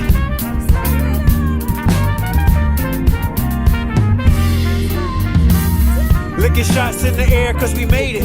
Waving shots in the air cause we faded. Life beat you down, got you a little jaded. Thought you found your soulmate, now you're separated. Rolling up your sleeves and making a resolution. Trying to buy a crib and hoping you get approving. This year I hope you get everything that you want. And look how far we come in a matter of 12 months. Yeah, it's a new day.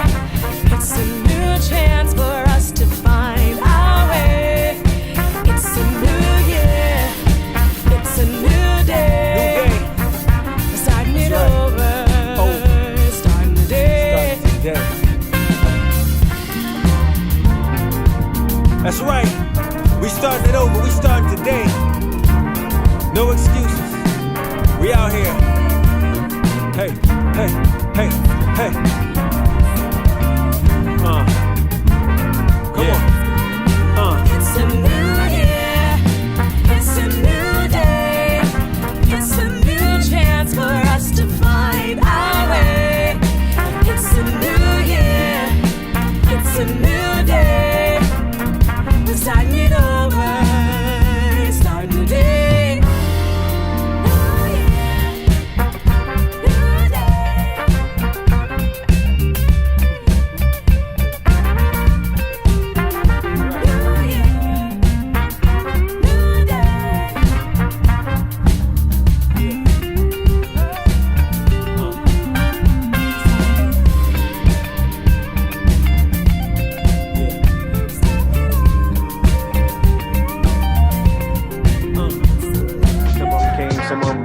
Yeah. Some of them still around, but I still got a special place in my heart for all of them. Good morning, good morning, good morning. What's happening? We back. The Doug Stewart Show on Facebook Live and on YouTube Live. Thank you for joining your boy. Packed show for you today, man. So we've talked about Cam Newton losing sponsors and O.J. Simpson's big ass head.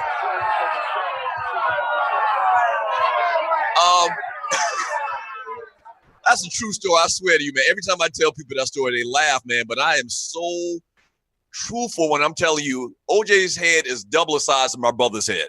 And we got a guest on the line right now, Rashan Ali. Rashan knows my brother. Yes. She knows how big Ryan Stewart's head is. To have a head double the size of Ryan Stewart's head, that's a big ass head, right? I mean, that is a big head, and I've seen OJ's head in public. I mean, you know, in person as well.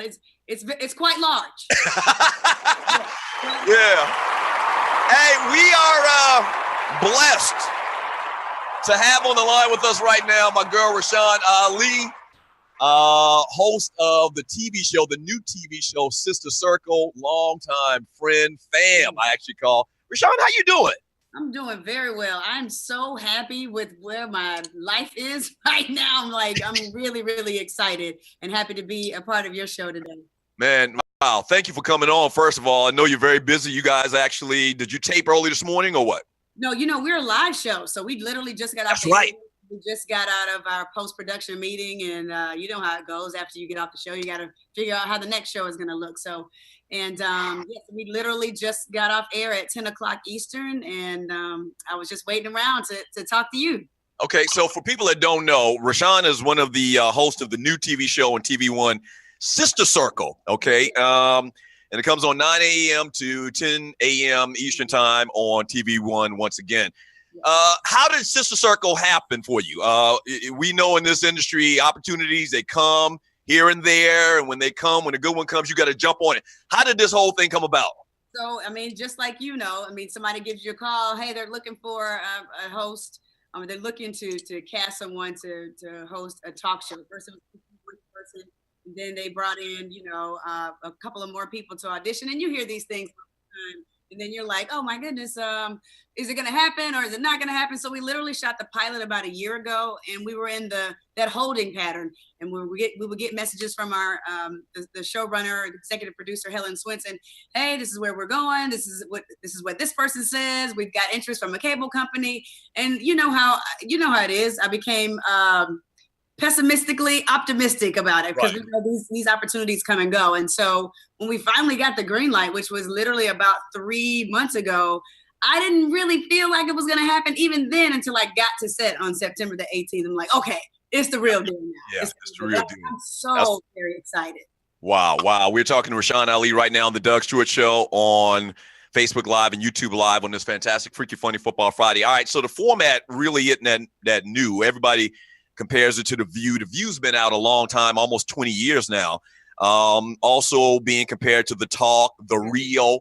Yeah. What's the difference between Sister Circle and those other shows? Okay, so while the format is very similar, when have you ever seen a talk show with 4 Black women? You have never seen that, especially not on a nationally syndicated show. So therein lies the difference right there, because it's always the one Black girl or the 2 Black girls that have to speak for the entire race. And at least you'll have 4 different opportunities to have someone's voice who resonates with yours. And not only that, of course, we have celebrity guests, we have cooking segments, we talk about what's in the daily feed, but we actually have a segment called Full Circle, where we talk about issues that really truly matter to African-American people and women in particular, from colorism and what it means to be labeled an angry Black woman, to be to having people label you because of your skin tone. And so all of those things, we get to tap into those things that you would never really hear on TV. And we get to do it every single day, which makes us different and will continue to make us different. You guys have an assorted cast, Quad Webb, Lunsford, Selena Johnson, Kiana Dancy, DJ Q. Talk a little bit about the cast and some of their personalities. Oh, I love it. Everybody brings a different dynamic. Selena Johnson comes from the music space, where she is a Grammy-nominated, Grammy Award-winning singer. Selena Johnson. Quad is from the reality space, but also she was in pharmaceutical and medical sales. Kiana Dancy is a stand-up comedian. And Q Latham is he is in the blogger space, but we get to see him differently in this space that he's in. Very, very articulate young man. Very happy to have him a part of the show as well. So we bring a very diverse background. 2 of us are married. Well, 3 of us are married. 2 of us are married with children, 1 single. So we bring like a nice variety of what it means to be a Black woman. Talking to Rashan Ali right now on the Doug Stewart Show on Facebook Live and then on YouTube Live. You're a big sports fan. You know, kind of like the foundation of what we do around here is sports. You actually are the daughter of a legendary high school football coach in Metro Atlanta. Many people know Buck Godfrey, who was the longtime head coach of Southwest DeKalb. How's your pops doing, first of all? How your mom doing? Yeah, both of them are doing very well. Dad is he's writing a book, actually. He's in the process of writing a book called My Friend Eddie, talking about his relationship with Eddie Robinson. So he is a published author. He has 5 or 6 books, a couple of books of poetry. He's got a book on baseball called The Team Nobody Would Play. And he's really, really focused in on really chronicling what his relationship and his friendship was like with Eddie Robinson. So I'm really looking forward to people experiencing that book. And getting to know Eddie Robinson from a friendship side. So he's very excited about that. Yeah, so for a lot of people may not know it, even Atlanta people may not know it because you really don't talk about it a lot. But you actually were on scholarship. You were a college swimmer at Florida A&M University. Yes. So you're an athlete. You actually did sideline for the Hawks and the Falcons at some point throughout your career. What are your thoughts about the Falcons, man, and what happened last year? I got to ask this. This is like the typical question. Yeah, Doug, I'm still not over it. I am not over it. I was sick for about 2 weeks. Like literally I felt sick. Right. And I did not even get into football season, really truly get into football season probably maybe 2 weeks ago. And Right. was happy that college football was here because I'm really a big college football fan, more so than professional, but I'm still not over it. I'm still devastated that it just went down that way. And you know, I know it's over and we're on to a new season and they're doing relatively well. That thing hurt me to my core. Yeah. My core. Especially, I'm a real Atlanta girl. Like I'm real Atlanta. So you know, Decatur shot it. Decatur boy was really like, oh man, we get here and we do this. God help us. Wow. So, I'm good now, I guess. Right. So one last question. I'm sure you guys have probably talked about what's going on in the NFL with protests, Colin Kaepernick and all that stuff. What's the prevailing thought on Sister Circle about that whole story? Oh, well, I mean, it's just really disheartening to see. Like, this is a true example of what it's like for someone to really be or not get the opportunity just for standing up for something that he truly believed in. And then for it to this tailspin, and then with 45 saying what he said, and then everybody decided, okay, now let's come together. But nobody stood with Cap when he was out there alone, you know? Right. And this guy deserves an opportunity to play in the league. And I was watching some blogger last night how his QB rating was actually better than Cam Newton's, and he doesn't even have a job. It's like it's baffling to me. And here this guy is just really trying to stand in his truth. And I don't really think it'll take away from an NFL team. The media, that's what they do. They make it a big deal. And I just think that NFL owners are just so afraid of that. And it's really unfortunate. But I hope that because he's truly being a martyr and standing up for what he believes in, that blessings will continue to fall down in his life. Yeah, he's definitely being a martyr for a cause. Before I let you go, when's FAMU's homecoming?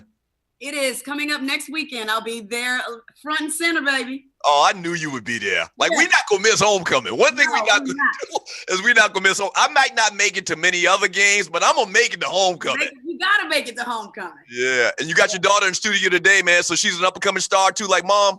She is, but she's more of a star. Like, she's going to create robots, and then she's going to go play softball. Like, she is left and right brain. I wish I was as smart as she was. But she's a dynamic young woman. Both of our daughters are. And I'm just happy for her to get the chance to see me do my thing so that she will never limit herself.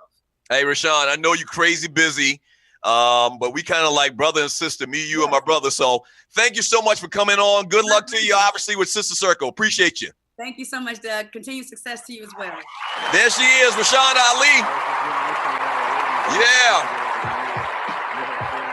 Rashan Ali on the Doug Stewart Show. All right.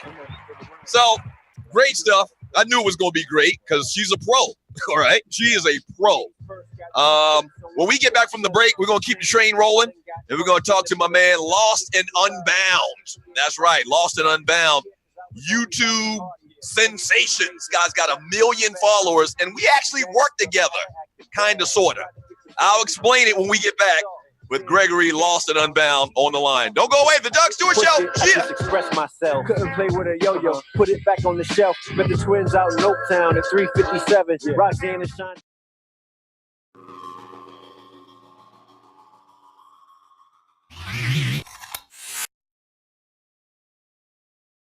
I was just reminiscing on all the ladies I used to kick it with over the years. You know what I'm saying? Some of them came, some of them left. Some of them still around. But I still got a special place in my heart for all of them. Yeah, ladies first, got 2 chicks on one I couldn't settle. It's a shame, I done got caught up in the middle. Now Moni gave me love, Latifah gave me body, but she had it up to here cause I was always out at parties. Hanging out with JJ, but that was just a fad. Nikki D was a daddy's girl, I had her acting bad. Tried to get with Sandy, but Cheryl was throwing salt. Saying he's a tramp, about sex he wanna talk. So I didn't push it, I just expressed myself. Couldn't play with a yo-yo, put it back on the shelf. Met the twins out in Oaktown at 357. Roxanne and Shantae couldn't get along long for nothing. Kicked it with this light chick, but she had me worried. Patience was paper thin, plus she couldn't get over Georgie. So there I stood in the Buffalo stance. I never could quite get enough of Antoinette. In my new school, I met El Boogie and had a crush till she dropped out. Man, I miss her so much. Trouble when trouble pass, memories don't fade. The ladies I used to date got me digging in the crates. Digging in the crates for love. They got me digging in the crates for love. And now I'm digging in the crates for love. I'm digging in the crates for love, love, love.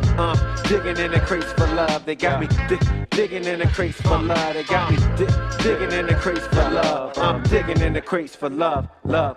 Love. You say forget me, I say forget me not. Now here comes Patrice rushing in the spot. Is she with Miss Gardner, the one that makes my heart beat? Is she my real love or is it Jody Watley at the disco? I met Donna on a summer night. Sheila was doing living the glamorous life. I wonder if I take Lisa home, would she be all cried out? If I creep with Julie Brown from downtown? Vanessa got the right stuff. Let's hear it for the boy. Denise couldn't get enough. There was Dawn, Maxine, Cindy, and Terry. Using Liza's alibi. Why would I get married? Unless I got a superwoman just like Karen White. My other Karen brought me back to life. Back to reality. That was just a vision. Can't turn me away. Sylvia started stripling. It's Stacey Lattisaw, but she ain't say a word to Sherelle, LaBelle, not even a Jones girl. Drank a Pepsi with Cheryl. She's Riley. I said chill. When I think of home, Stephanie would feed me meals. Janet wasn't having it. She made me wait a while. Never tried to hit Shanice. I just love to smile. Evelyn popped champagne, made me feel like a king. Tracy said, this house is my house. You make me want to sing.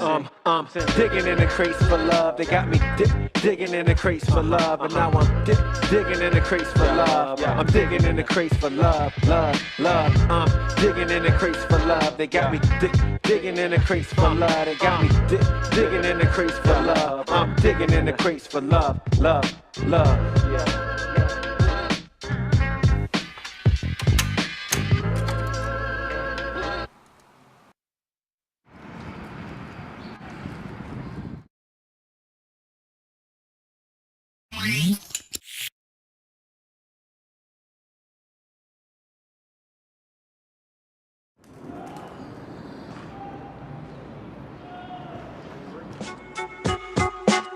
It's chemotherapy. Yeah.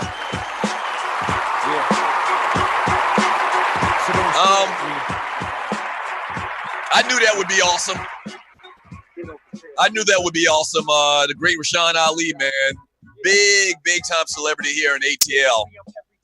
But she's a pro, so I knew that would be fantastic. Welcome back to the Doug Stewart Show on this fantastic, freaky, funny Football Friday.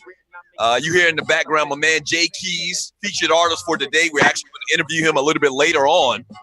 You can check him out at anonymousrecords.com. Anonymousrecords.com. All right, so we're going to talk to him later. We're also going to talk to Henry Welsh, the most feared man in comedy. But right now, me and this guy have actually a little relationship. We go back a little bit. YouTube sensation Gregory Lost and Unbound. Greg, how you doing today, man? I'm doing good. How about you, Doug? Man, I am doing fantastic. First of all, thank you for coming on. I know you are a big YouTube superstar and everything, and you're probably very busy. So explain to my listeners what exactly Greg Lost and Unbound does, like what he's known for, what you're famous for. Yeah, for sure. I mean, I'm a YouTuber, as you already said. But I mean, that's pretty broad. And I know a lot of listeners might, if you're like a little bit older, not even older, but just an adult, you might be like, oh, okay, is that like a little hobby of yours? Or, you know, that's understandable. It's a different generation. I mean, I make videos, to put it basically, but kind of the way I started was 4 years ago. I just started uploading videos of me playing video games. And, you know, there's a community for that. People love to watch you play video games. And it's not just, it's a misconception that, oh, you know, let me just watch someone else play video games. It's the whole entertainment factor. You know, it's more watching for the reactions. Recently, I've been doing a lot more real life videos like basketball, playing with other YouTubers, playing with other players. That's where you came in earlier on when I started doing that. It was with the commentaries. And, you know, people love that. And a lot of people see me and who don't know me, they're like, oh, you're a YouTuber, you have a million subscribers who does basketball. You must be amazing at basketball. You're not. It's debatable, but I am slightly below average. Slightly. No, I'm horrible. And people love it, though. And I mean, that's kind of my thing. Well, covering the camera. It's kind of my thing because I like some people will be like, Greg, do you like try to be bad? I'm like, no. I mean, With video games, I was horrible. I was never gay, but people found it funny. People found it like funny me getting really mad. And then with basketball, also not the greatest, but if I go up against top competition, if I go up against NBA players who just slaughter me on the court, people find it hilarious. And the few occasions where I will win, it's a miracle. So, Right. We're talking to Greg Lost and Unbound. You can check him out on YouTube. Dude, you've got over 1 million subscribers. All right. Now explain to me, I'm kind of like in the same space per se, where I do things online and I have listeners and viewers and whatnot. But no matter what I do, I can't get 1 million followers. Dude, how do you do that? How did you do that? Yeah, it's tough. It's definitely, it's like the whole YouTube game. It's like, I'm trying to think of something to compare it to, but it's complicated. And I mean, you have to start somewhere, because, when I started my channel, I wasn't like, oh man, I'm going to hit 1 million subscribers next year. It was more of my first goal was, hopefully I can hit 100 views. That was kind of my goal. And then every time you kind of reach that goal, you kind of look, I'll see what else can you do. And you got to think big, because like with video games, you were mentioning how like I was doing video games, and I still do. But like let's say I only stuck with video games, it's kind of hard to really break out with that, because there's a loyal audience for video games. It's a lot easier to start with that than, there's a lot of people who do the daily vlogs, and a lot of people who, every single, like, let me vlog my every day. But, 5 years ago, that was awesome. 5 years ago, if you did a daily vlog, like, whoa, you do a daily vlog. Now, millions of people do daily vlogs, and no one really sticks out. So that's the thing with video games. It's a great way to come up, great way to build your audience. But then, I started expanding into things. And, like, pretty much every time I kind of grew to a next level, it was me just kind of trying something that at the time was like, yeah, this could be a terrible idea. This could fail horribly, but, screw it. Why not? I did that with the IRL basketball stuff, started doing stuff with NBA players.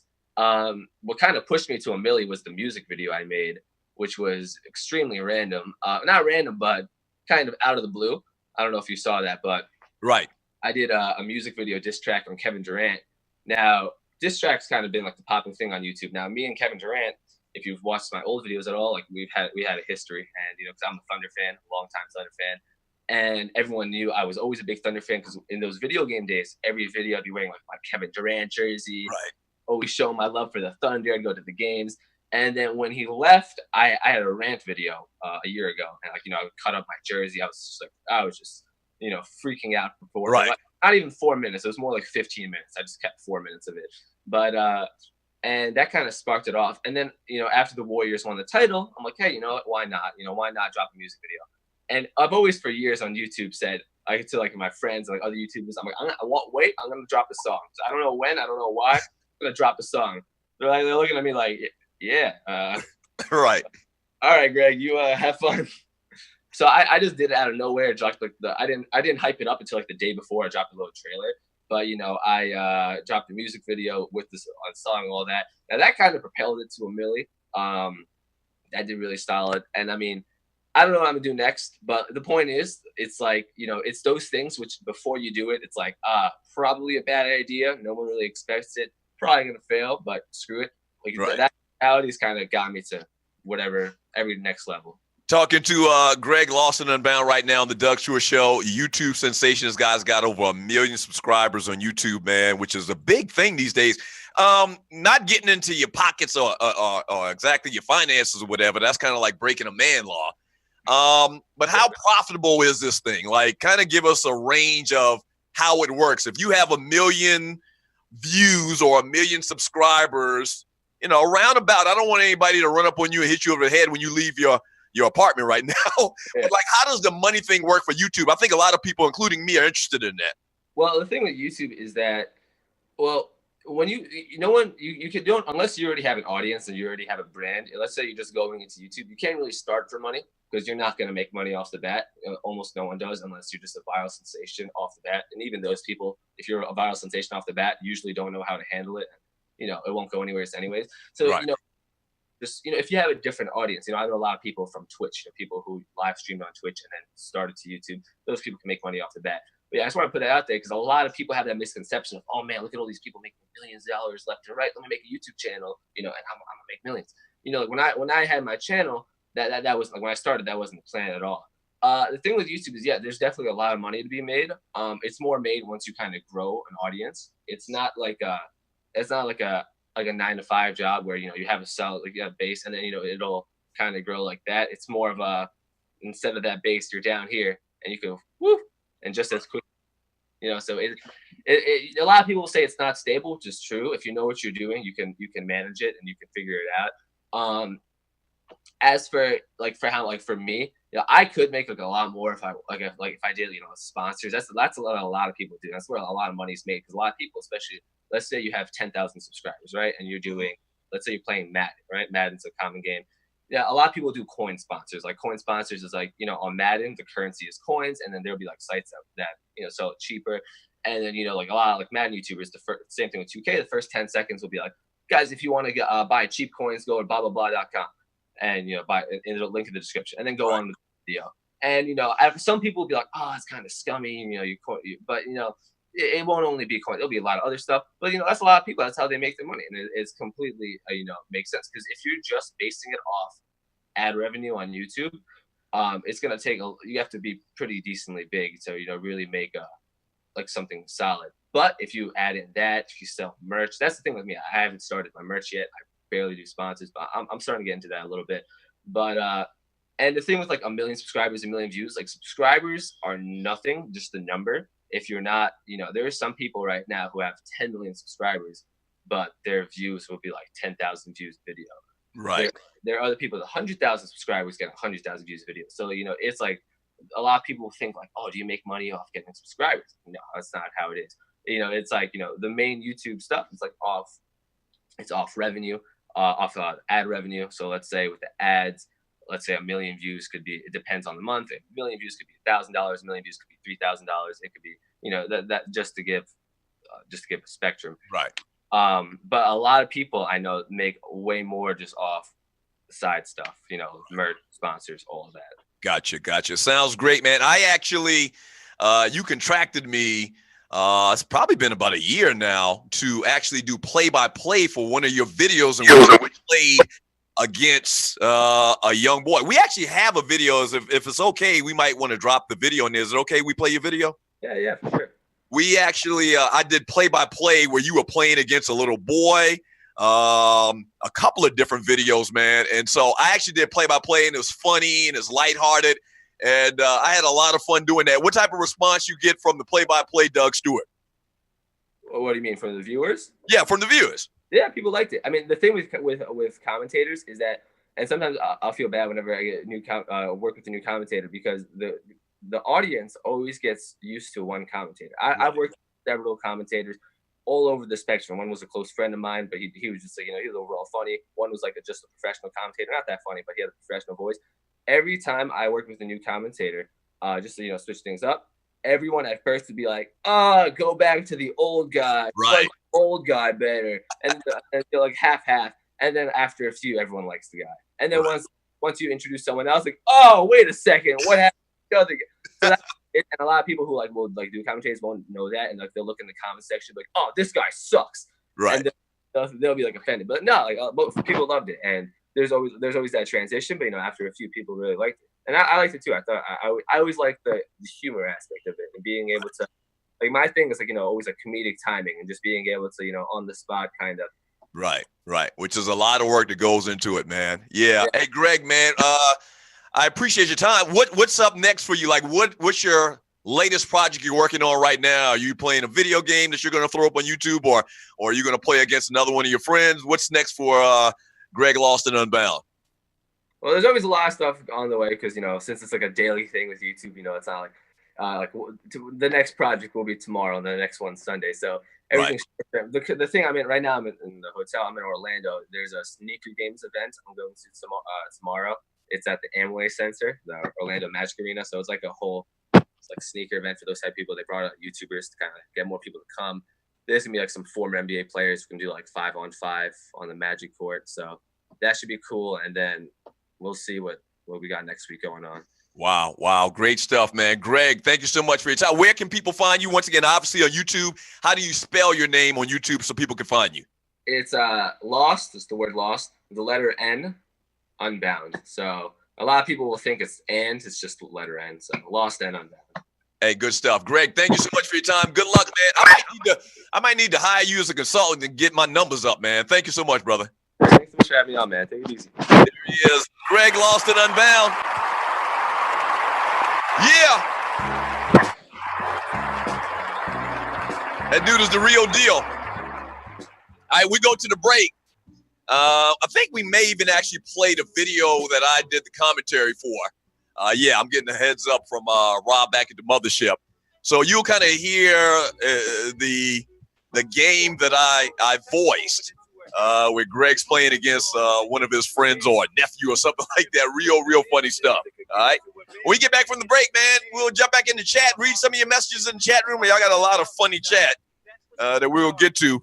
And we'll talk a little bit more about what's going on in the world of sports. I want to mention this Jerry Rice thing one more time. Jerry Rice is a wedding crasher. I'll explain when we get back. Don't go away. The Doug Stewart Show. Always make the best ones. I tried to understand how each strand. No, praise his holy name. I've been contracted to call another game for the bootlegger. Let's call him Jack Haley. For NBA great not against a little guy. Let's call him little Eddie Munster. Kind of looks like Eddie Munster to me. Much smaller, much younger. But we'll see what happens.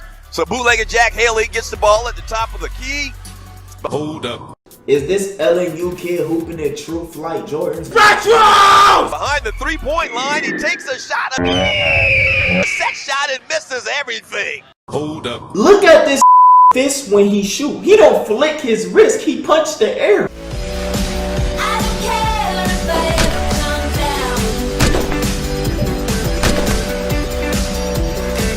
Now Leonard Munster has the ball. He dribbles to his right, dribbles to his left, takes a shot, and nothing but the bottom of the net. I like this kid's spirit. He has the ball. He has the shoes, a little between his legs, the shorts, the shirt, Steph Curry kinda, but not really. Little herky-jerky game, takes a shot and misses this time. Now he's at the free throw line. He goes to his left. He clearly can muscle this little guy.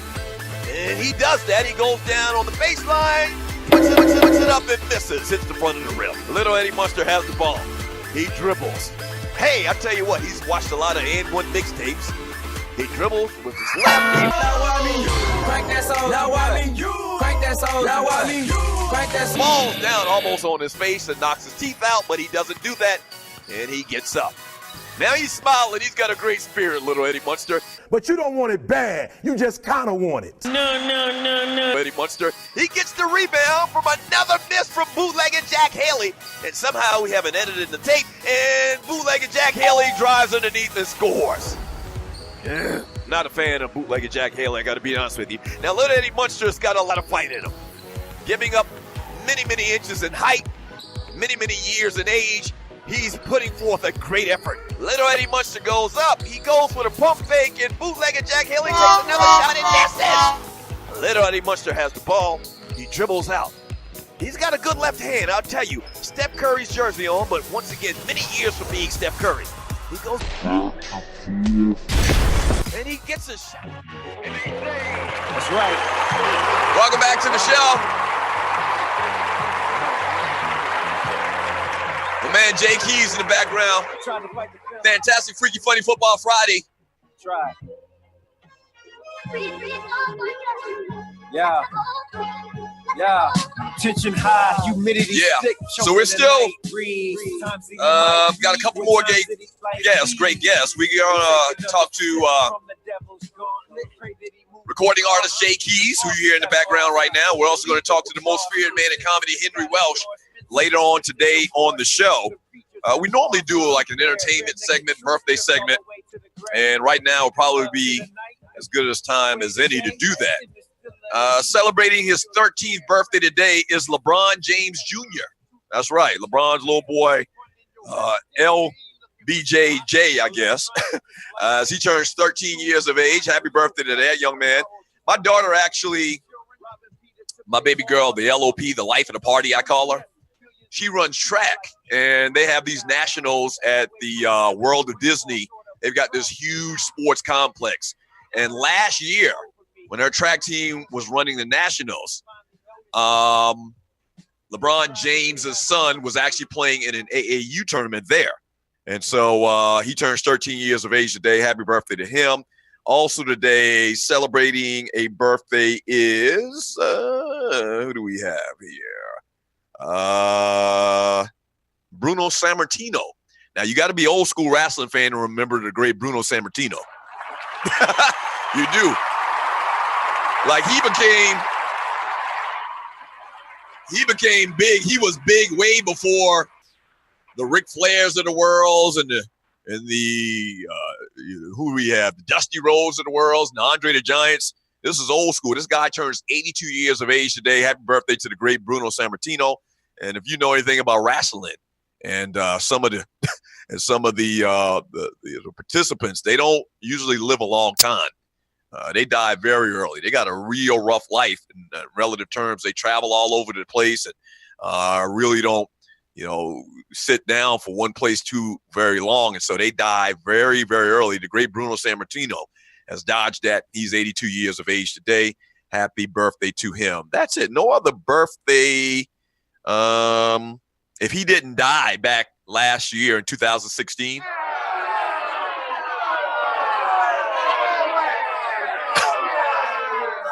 not funny. If he didn't die last year, Jerry Heller, longtime manager of Eazy-E, NWA, Ruthless Records, he passed away last year, but today would have been his birthday if he didn't die. Yeah.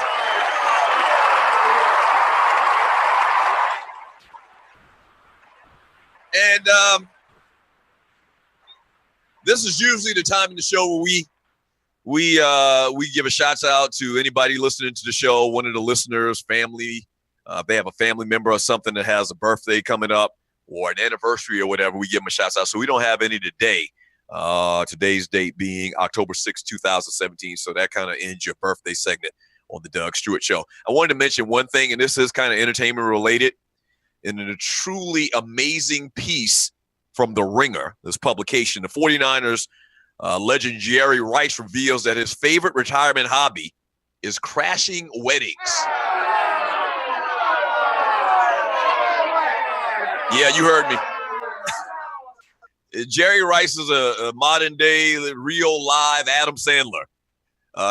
Here's a quote. It's such a thrill that Rice says he crashes at least one wedding per weekend, usually in the Bay Area where he lives. What?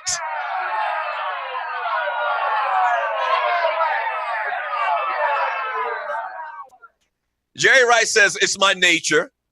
I love people and I want everything to be natural. I want to give people a memory. Rice's wedding crashing ways started back in 2006. So he's been doing this a long time, over a decade. Jerry Rice been bum rushing people's weddings. This shit is crazy to me. Right. He doesn't always specifically seek out a wedding. An avid golfer, Rice often runs into wedding parties taking photos at scenic local courses. So you know how it is if you play golf. A lot of these golf courses, they got real howdy-towdy ballrooms that people have receptions at or whatever. So when Jerry Rice gets off the golf course, he'll just casually stroll into the ballroom. Somebody's having a wedding, and he'll sit down and eat a plate. And a lot of times, them plates be $75 to $150. And Jerry Rice sits down, has a plate. He'll get up and he'll dance with you. Also, he'll just casually just waltz into a ballroom where somebody's having a party, even when it's not playing golf. When he's got time, he'll just go into an arbitrary wedding, crash the wedding, eat up all the damn food. Once again, $50 to $150 a plate, and bounce. We should have put Jerry Rice. Did we put Jerry Rice? We did put Jerry Rice on the Ball Penis Award list. We did. Very, very, very strange story, man. You are listening to the Doug Stewart and watching the Doug Stewart Show on YouTube and Facebook Live. Thank you for joining your boy. Yeah. Yeah. Hey, if you can, man, if you feel it in your heart, you can contribute to the show by clicking on the link that you'll see posted on Facebook Live and YouTube Live periodically, whether that's $5, whether it's $1. whether it's $10, $50, $5,000, $50,000, $5 million. You may have it laying around. I don't know your personal business. We will gladly accept it, man, to continue to make the Doug Stewart Show bigger and better week in and week out. Shouts out to everybody that has already contributed today on the show. We definitely appreciate it. We still got coming up the most feared man in comedy, Henry Welsh. And we're also going to talk to the music artist that's provided the music all day long today, my man Jay Keys. Check him out at anonymousrecords.com as well as jkeys.com. That's JKEYS.com. Let me read a couple of these messages in the chat on Facebook Live and YouTube Live from Big L. Ronald, he says, these ninjas dogged me out about sandals on a beach in the Bahamas and saying nothing about Doug Stewart. BS. Why you got to bring up old shit?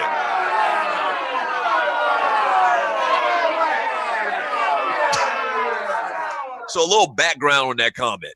So this past weekend, I talked about the big cookout that Stewie's had, where we all came together. We ate, we drank real good, smoked good, drank good. We had a great time. And so at this particular event, it was hot. It was hot. So I wore my damn sandals. What? And somehow there's this narrative out there that men shouldn't wear sandals or whatever. That's the shit they do in New York City. It's hot down here. We trying to be comfortable. And so it was hot. And so I wore my sandals, had my toes out or whatever. Now, first of all, my toes are better looking than 90% of the men's toes in this country. I can wear my toes out. Stop worrying about my damn toes. And so all week long, they've been talking about my damn toes and having my sandals out. I ain't from New York City or Detroit or Philadelphia, one of the places where them ninjas wear Timberland boots all year round. We don't wear Timberland boots all year round. We wear linen down here. We wear sandals. We get our toes looking good because we don't want them to be out looking all scruffy looking. Stop worrying about my damn toes, man. I done told y'all this. I done told y'all this several times. They talked about this shit all week long. Stop talking and worrying about my damn, especially if you a grown-ass man. I'm telling you, stop worrying about my damn toes. I'm tired of that. About my toes.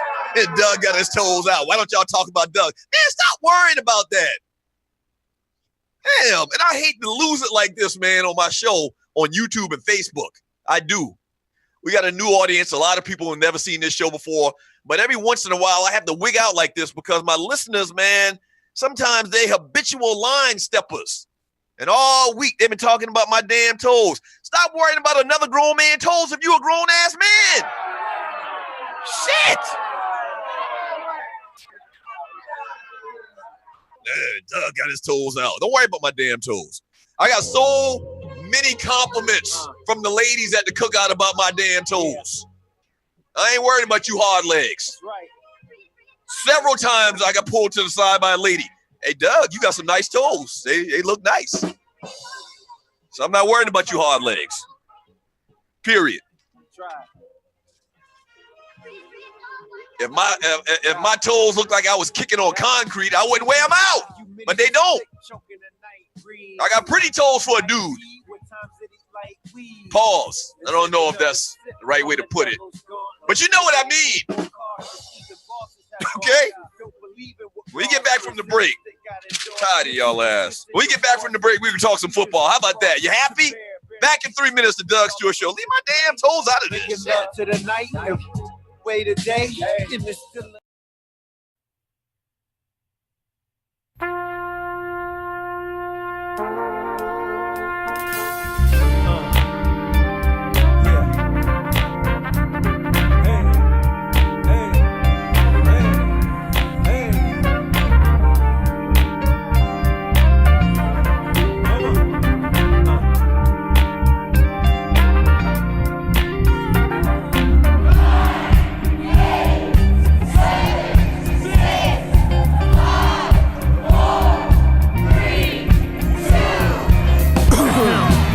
Attention, please. Here's to another year. Now do you believe?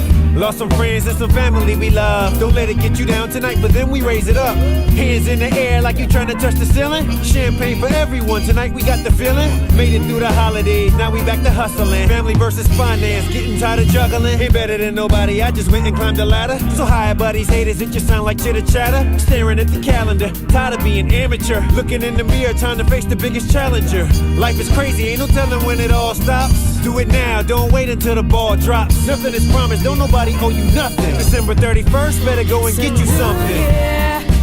It's a new day. It's a new chance for us to find our way. It's a new year. It's a new day. We're starting it over. Starting the day. This year I'm thinking bigger than the money. I'm trying to get something that you can't take from me. Trying to stay clear of the haters and the dummies. Got you eating salad, trying to get rid of your tummy. And you ain't gotta wait to lose weight. It don't cost a thing to have faith. So I would like to propose a toast to everyone I knew at any point we were close. Love is love, still got you in my heart. You know how life goes, people drift apart. No hard feelings, everything in cycles. I'm living my life like I don't have any rivals. Last year brought a whole lot of challenges. Got a little wiser and we learning how to handle it. How to balance it, balancing is what life is. Trying to straighten up and finally give up the vices. It's a new day. It's a new chance for us to find our way. It's a new year. It's a new day. We're starting it over. Starting the day. Yeah, I know it get hard out here sometimes and you feel like giving up, but if you woke up this morning, that means you got a chance and you need to do something with it.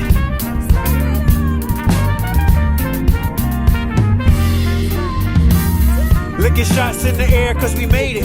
Waving shots in the air cause we made it. That's right. I done seen it all. Happy Friday to you. Hey, so during the break, you saw an actual music video from Jay Keys. So go to his YouTube channel when you get a chance, man, and hit like, subscribe. As well as to my man, Greg LostNUnbound. Even though he got over 1 million subscribers already, he don't really need any more. But I mean, hell, we're trying to get him to look out for us too. Right, yeah. So give and you shall receive. Welcome back to the Doug Stewart Show.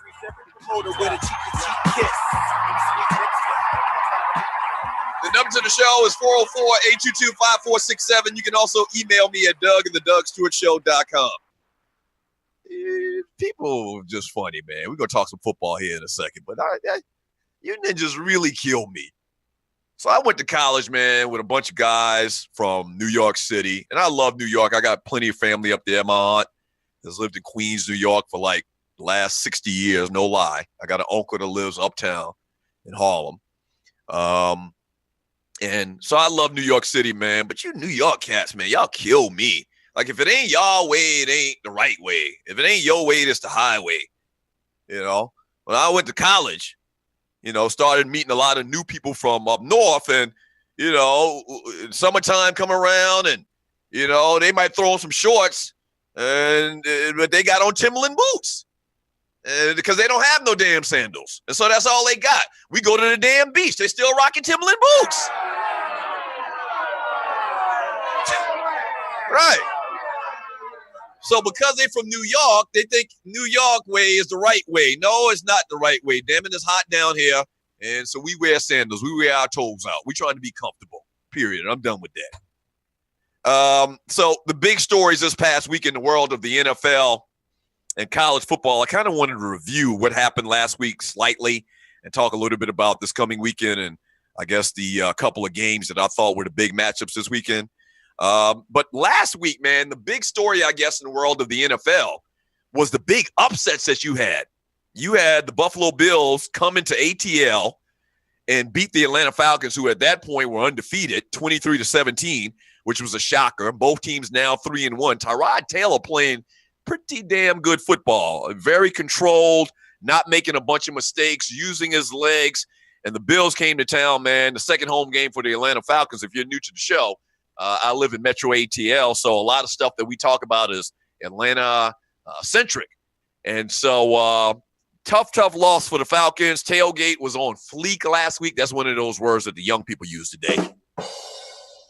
Tailgate was on fleek. A lot of people out there, very festive atmosphere.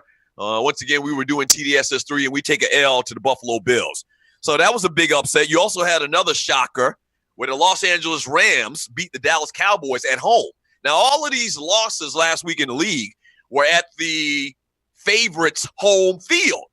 And the Rams might be the biggest story of the year. The Rams right now, I believe, are 3-1, but they go into Dallas, put up 35 points to beat the Dallas Cowboys. Nobody saw that coming. Nobody saw Jared Goff and that Los Angeles Rams now team do all the great things that they've done early in this season. You got to give a ball award to the Rams. They have played phenomenally.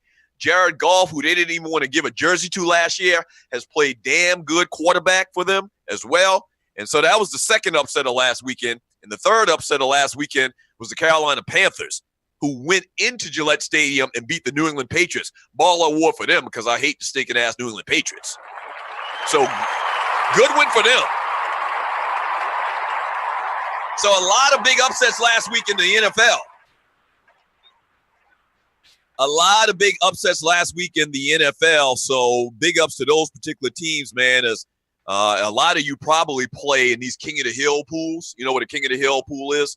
And so basically what it is you start out the season, a bunch of people pay $50, $100 or whatever. And each week, everybody picks a team to win, not against the spread, but just to win.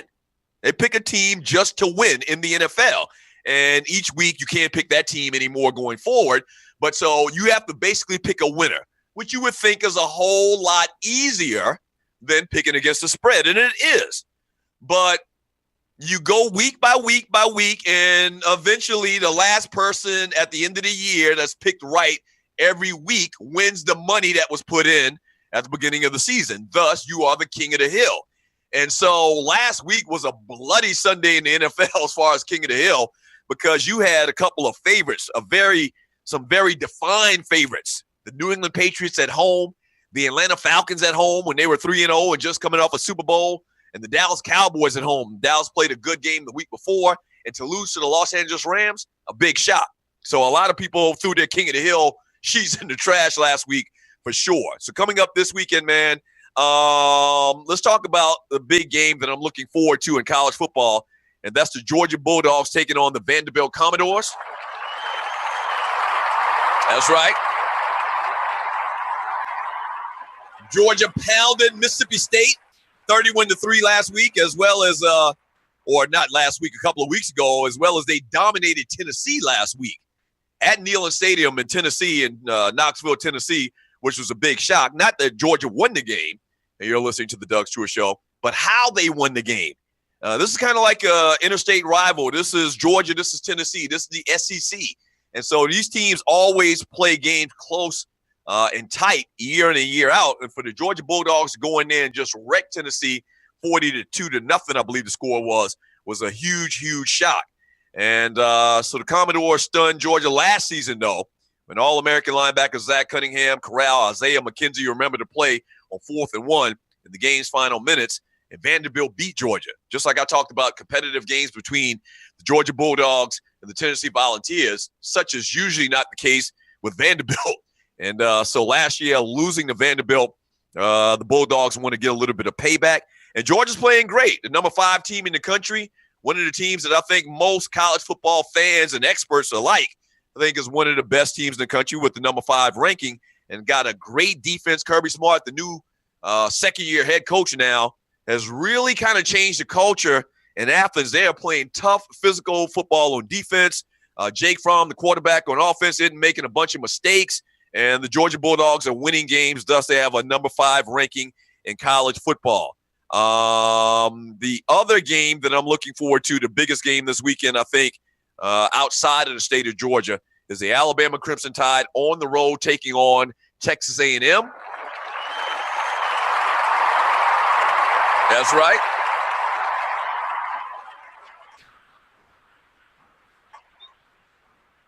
Alabama, a favorite in this game, 7:15 p.m. Eastern Time on ESPN this Saturday as they travel to Texas A&M to take on the Texas A&M Aggies, okay? And so that's going to be the big game this weekend. And what everybody wants to see is, can the Alabama Crimson Tide continue down this road where they just dominate teams week in and week out? Texas A&M, they had the first weekend loss, but since then have won 4 games in a row. They are at home right now. They are one of the elite programs in college football, even though they've kind of been up and down. But so a lot of people, including me, excited to see the Alabama Crimson Tide take on Texas A&M this weekend, 7:15 p.m. Eastern Time, kickoff on ESPN. No Georgia Tech this weekend for my ATL Georgia folks. Georgia Tech is on bye this weekend. The next game is next weekend as they take on the Miami Hurricanes in Miami, taking on the U. The Falcons don't have a game this weekend as well. Their next game is next weekend as well as they travel down to South Florida as well. We got both of the Georgia teams, the ATL teams, down in South Florida next week as the Falcons travel down south to take on the Miami Dolphins, okay? So no Falcons this weekend, no Georgia Tech this weekend. The big game that I'm looking most forward to in the NFL are the Houston Texans hosting the Kansas City Chiefs. It's going to be a good one. Yeah. Deshaun Watson been balling. That's right. Deshaun Watson, man, claimed the AFC Offensive Player of the Week last week with his 5-touchdown performance and a 57-14 ass kicking, man, of Indianapolis. Who was it that they played? I can't even remember who they played right now, but they dominated whoever they played last week, 57-14. Oh, it was the Tennessee Titans. Right. So he put up 5 touchdowns, a rookie record, tying the rookie record for a quarterback in a 57-14 victory for Houston last week in his second start. So he'll get his third start this week. The Texans right now are 2-2, and the Kansas City Chiefs 4-4 in the year right now. Alex Smith playing great, which is very strange to say for the Kansas City Chiefs. Andy Reid has that team playing fantastic. And the curiosity is, what can the Heisman Trophy contender, the 2-time national championship participant, Deshaun Watson, do against the number 1 probably ranked team, the Kansas City Chiefs? What can they do against this team in only his third start? I am looking so excited. If you don't listen to the show daily, you know that I'm a big fan of Deshaun Watson. I thought it was crazy as hell that Mitch Trubisky ended up being the first quarterback drafted this year based on the resume of Deshaun Watson. I love dual threat quarterbacks, so I want to see if this is the real deal.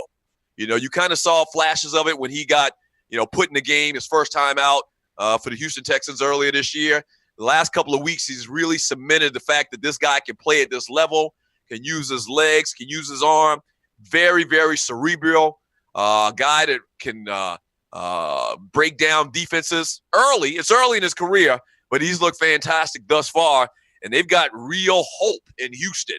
I always talk about how last year, if they had any semblance of an offense and of a quarterback, that they could have beat the New England Patriots. I think they got it right now. In these games leading into the playoffs, if the Houston Texans can make it to the playoffs, and these games leading into the playoffs, he's going to get more acclimated. He's going to get more comfortable. He's going to understand and get a better feel of the speed of the game as well. And so I think this was a great move in putting him in there as a starter. And I want to see what he can do this weekend against a bona fide top team in the NFL and one of the top 2 or 3 defenses in the league as well. All right. So that's the number 1 game I'm looking forward to this weekend as the Houston Texans host the Kansas City Chiefs. Yeah. All right. You hear them in the background. You've heard them all day long. You can check them out at anonymousrecords.com as well as jkeys.com. When we get back from the break on the realest sports and guy talk show in America, we are going to talk to recording artist Jay Keys. All right, so don't go away. Back in 3 minutes. 3 minutes. The Doug Stewart Show. Yeah, don't go away. With this light chick, but she had me worried.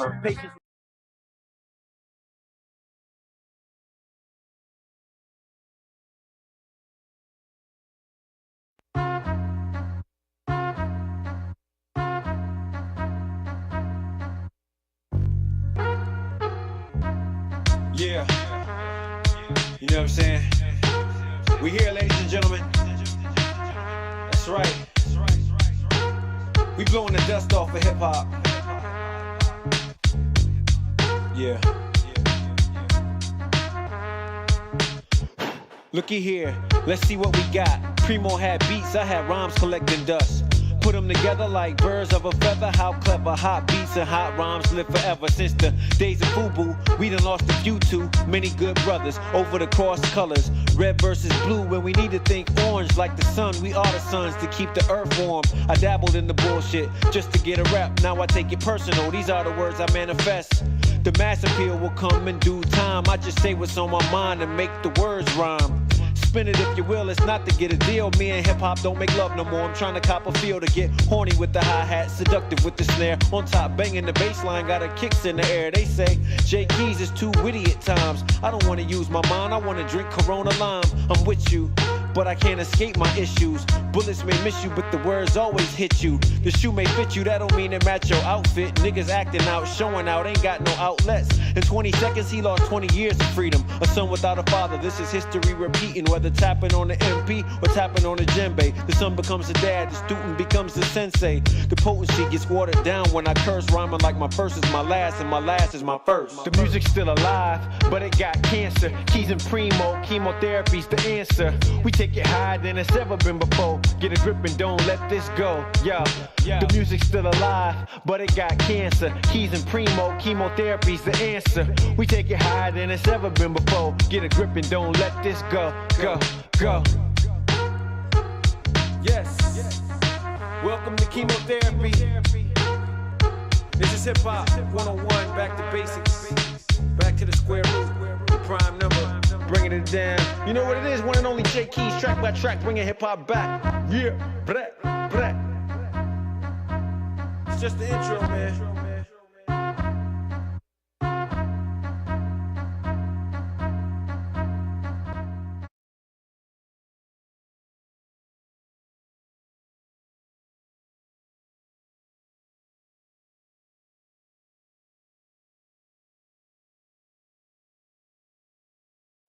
Okay, here it is.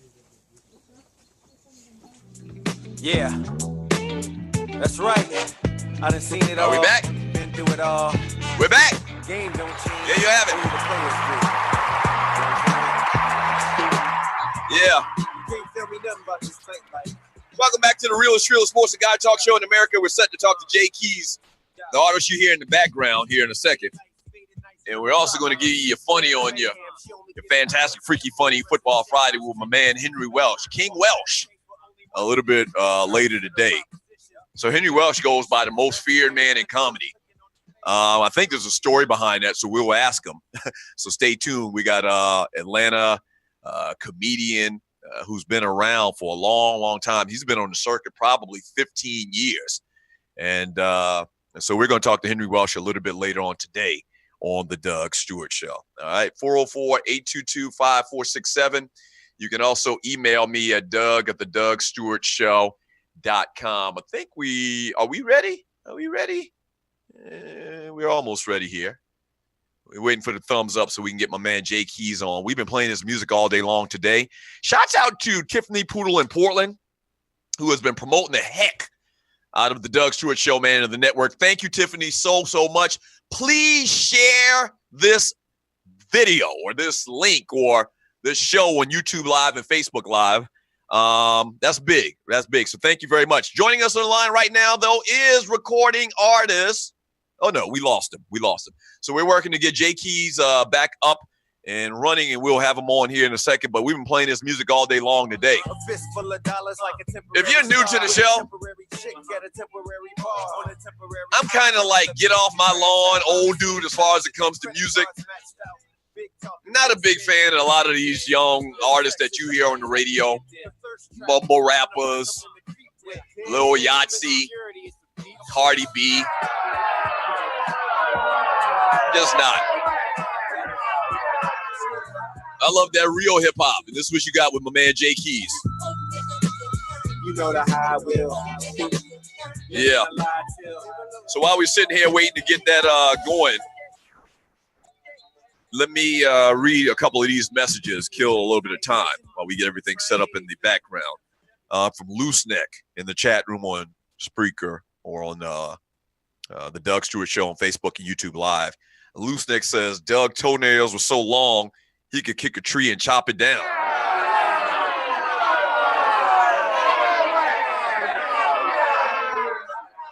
Niggas still talking about my toenails, huh? My toes, huh? Really?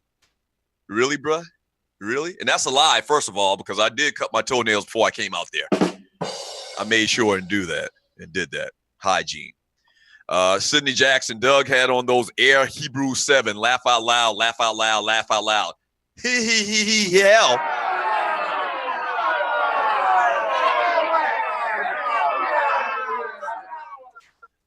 Jerry needs that fan love. He missing the football love, whatever. From who we got here? Sidney Jackson, a wrestler making it to 80 is a miracle. True. I talked about the great Bruno Sammartino a little bit earlier, celebrating his 82nd birthday. That's crazy. From Kurt from the D. Yeah, Bruno was a bad man. He used to do hundreds of push-ups with a female sitting on his back. Old school, late 60s, early 70s. Yeah.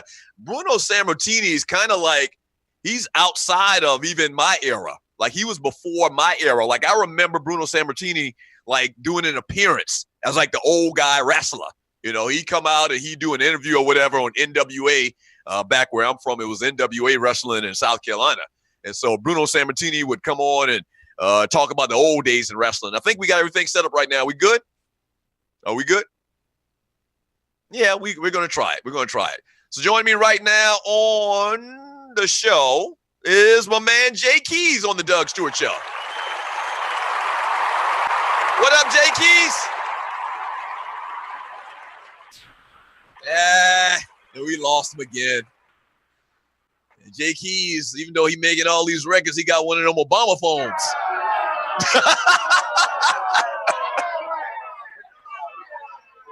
A man got an Obama phone. Damn, man. We're trying to hype you up, bruh. So we'll work it out. We will get it worked out here, hopefully in a second, and we can get a Jay Keys on. We're set to talk to Henry Welsh at the bottom of the hour, so we may have a conflict. We may have to get Jay Keys back on another day or something if we can't work it out. But that's all good. These things happen in the business. From who do we have here? From Vernon Riggs, OJ and Ryan both have helmet heads. That's a true statement. Rail Scott, OJ has to pick his friends more carefully. He has a little frowny face, which is very true. I said that earlier. Barton LD says the cat don't need money. He's got a bank full from 9 years and the NFL's pension. He's talking about O.J. Simpson from earlier on today. And you're listening to the Doug Stewart Show. So a lot of O.J. talk. Cam Newton earlier in the show today. And then we've had a bunch of great guests on, man. Shouts out to Rashan Ali, who did a fantastic job. As usual, I knew Rashan. She is a consummate pro, and she's been in so many different areas and media over the last 20 years or so. She's been on radio for a long, long time. So I knew she would be fantastic. I check out her show. My wife actually checks out her show, Sister Circle. So shouts out to her, great people. And Lost and Unbound, man, with 1 million+ subscribers, came on the Doug Stewart Show today and blessed us. Do me a favor, and once you, I'm asking y'all to do a lot of things. I got to put your asses to work. Hit up Lost and Unbound on his YouTube channel and say something like, we enjoy hearing you on the Doug Stewart Show, and maybe he'll share it and share the link to our show and help us out a little bit. But real good having him on today on the show. Definitely appreciate him. Yep.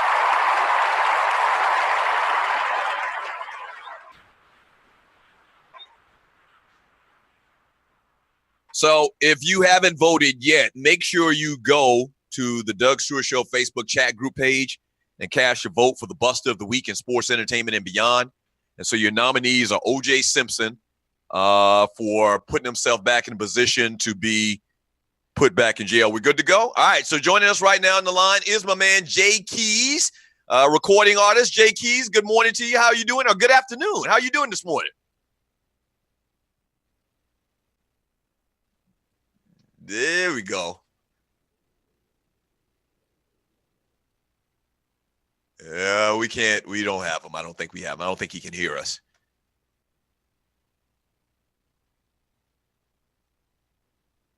Okay, so we're gonna work with him. This is live television or live YouTubing, live Facebook, all right, as well. So we always have in the industry have these little issues every once in a while, and so if we can get my man Rob to mute his mic, you know, we're gonna try Jay Keys again. Okay, all right, so that's what we'll do. We'll take a quick commercial, and hopefully when we get back, we'll have Jay Keys up and ready to go. And at some point, we got to talk to Henry Welsh. We got a lot to do in a short time to get there. All right, stay tuned. We're working it out. Gremlins, gonna put a foot in a gremlin's ass during the break. All right, so a quick 2 minutes. Back in a couple of minutes. Don't go away. The Doug Stewart Show. Yeah.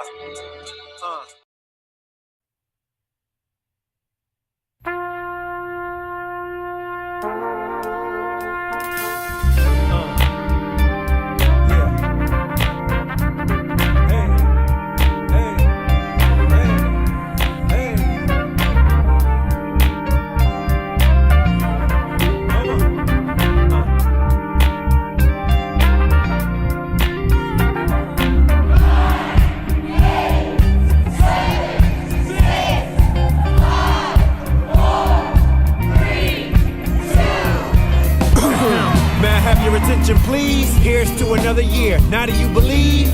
Lost some friends and some family we love. Don't let it get you down tonight, but then we raise it up. Hands in the air like you trying to touch the ceiling. Champagne for everyone, tonight we got the feeling. Made it through the holidays, now we back to hustling. Family versus finance, getting tired of juggling. Ain't better than nobody, I just went and climbed the ladder. So hi buddies, haters, it just sound like chitter chatter. Staring at the calendar, tired of being amateur. Looking in the mirror, time to face the biggest challenger. Life is crazy, ain't no telling when it all stops. Do it now, don't wait until the ball drops. Nothing is promised, don't nobody owe you nothing. December 31st, better go and get you something. Yeah, it's a new day.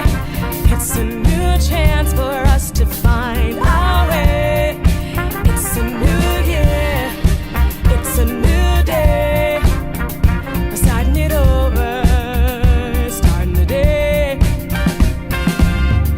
This year I'm thinking bigger than the money. I'm trying to get something that you can't take. Hey, yo. All right, welcome back to the show. So that was a quick little break. As we think we got all of the bugs worked out. Just pulled a foot out of Gremlin's ass. And we got my man Jay Keys on the line right now to talk to us on the Doug Stewart Show. Jay Keys, good morning or good afternoon, brother. How you doing? I'm doing good, Doug. How are you? I am fantastic, man. Been listening to your music all day long. Apologize about the little issues technically we had just now, man, but we got you on. Thank you for coming on, man, and thank you for allowing us to use your music. Absolutely, and thanks for having me. Hey, what's the J for Jay Keys? What's the J for? Good question. It's just the first initial of my real name. First initial, last name. That's how I came up with Jay Keys. Got you. So you don't want to give out your name. You got warrants or something out there, something like that? Nah, not at all. Real name is Jimmy, though. A lot of people know. It's no secret. Right. Got you. That's your stage name, man. Tell us a little bit about your music, man. Why do people, or I guess a good question would be for people that don't or aren't familiar with you, who does your music kind of resemble? If you ask somebody that heard your music, they would say Jay Keys' music kind of reminds me of so-and-so artists. All right. So, well, here's what I'll say, Doug. My music is about 30% retro, 30% now, and 30% future. That's the balance I do. So I pull from influences of the old school. I mix it with today's sound, and then I think about what people are going to want to listen to and what I would want to hear, 20 years from now. So it's not so much inspired by one particular artist, but more so a collective, Talking to Jay Keys right now on the Doug Stewart Show. You can check him out at anonymousrecords.com as well as jkeys.com. I see you with the old school record player in the background. Absolutely. You're a fan of wax. We had an artist on a couple of weeks ago who was putting out an album on wax, like old school. You're fairly young. You probably didn't grow up. I know you didn't grow up in the generation where they were playing records, right? They were playing records. Definitely. Doug, I'm old school though. You see what I got right here? You pull out the 8-track. Come on now, Doug. What you know about that? Hey, we got to study the generations before us. I know all about it. That's what's up, man. Good stuff. Yeah, a lot of people watching this right now have no idea what you just put up.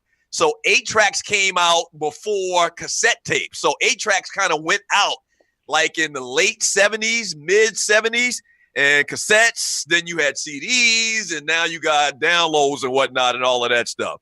So we are talking to Jay Keys right now on the Doug Stewart Show. Who are some artists that influence you? Like who are your favorite artists, man, to listen to?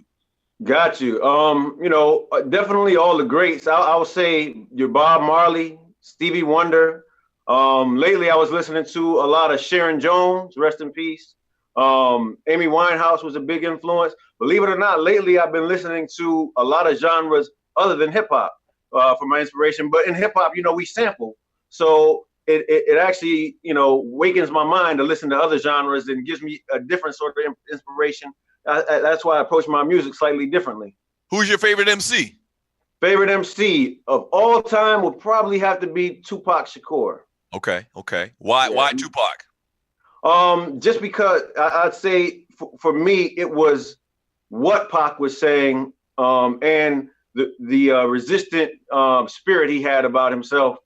He didn't conform. He didn't say what was comfortable. I'm a fan of edgy music and edgy artists. So hearing music that, you know, I like to do and hear music that makes people feel uncomfortable. And that was one thing that he always did. Definitely. Finishing up with Jay Keys right now on the Doug Stewart Show. You can check him out. You can go to anonymousrecords.com as well as jkeys.com. And so what can people find on your websites? Like, are you selling your music online, on iTunes? Where can people find J. Cole's or Jay Keys' music? Absolutely. You can find my music definitely online, on iTunes, on Spotify, on Tidal, on all the major platforms. I got a single. Thank you for supporting Doug. My single New Year, New Day is out right now. People can go online and get that. Doug has been supporting it on the Doug Stewart Show. The video's online, as well as I have other material out there. I have a song called The 1-2, and I got a new project coming called The Drawing Board. It is literally 95% done. We're shooting videos for him right now, and I'm actually in Detroit getting ready to shoot a new video now. That's good stuff, man. Hey, Jay Keys, thank you so much, brother. Good luck to you, man. One last question. I pretty much have asked this question to all of the musical guests that we've had on the show week in and week out, man. What's your thoughts about music today? Like, are you a fan or are you not? I always talk about hip hop and how it sounds so different and the mumble rappers and all of that controversy. What's your stuff? Are your thoughts on hip hop today? So I'm a fan of hip hop today. What I will say is I'm not a fan of pop culture today and the way we consume music today. I think one thing that's different about today is if, you know, no matter what type of music you do or which subgenre you're into, there's an audience for it, and that's beautiful. So, you know, the quote unquote mumble rap, there's an audience for it. There's an audience of people that want to hear it. The rap that's heavy into lyricism and stuff like that, there's an audience and people want to hear it. What I'm not a fan of is the way music's consumed and which segment is given the platform. You know, I think that all factions of hip hop should get an equal platform, and I don't like how quickly rapid fire everything is disposable. I think that, you know, when we as artists take time and put our heart into music, and people should take their time and listen to music, not throw it away 2 weeks after it's out. So that's my only gripe. I mean, I think it's a beautiful time for the independent person and for the person who's willing to work hard. Good stuff, man. Real good stuff. Yeah. So once again, check them out at anonymousrecords.com and jkeys.com. Jay Keys, thank you so much for your time, brother. Absolutely. Thank you, Doug. There he is. All right. So we're going to take a quick little break, and we should have on the most feared man in comedy, Henry Welsh. Jay Keys talked about his new single, New Year's Day, or New Year, New Day. You can hear it in the background right now. We'll be back in 3 minutes. The Doug Stewart Show.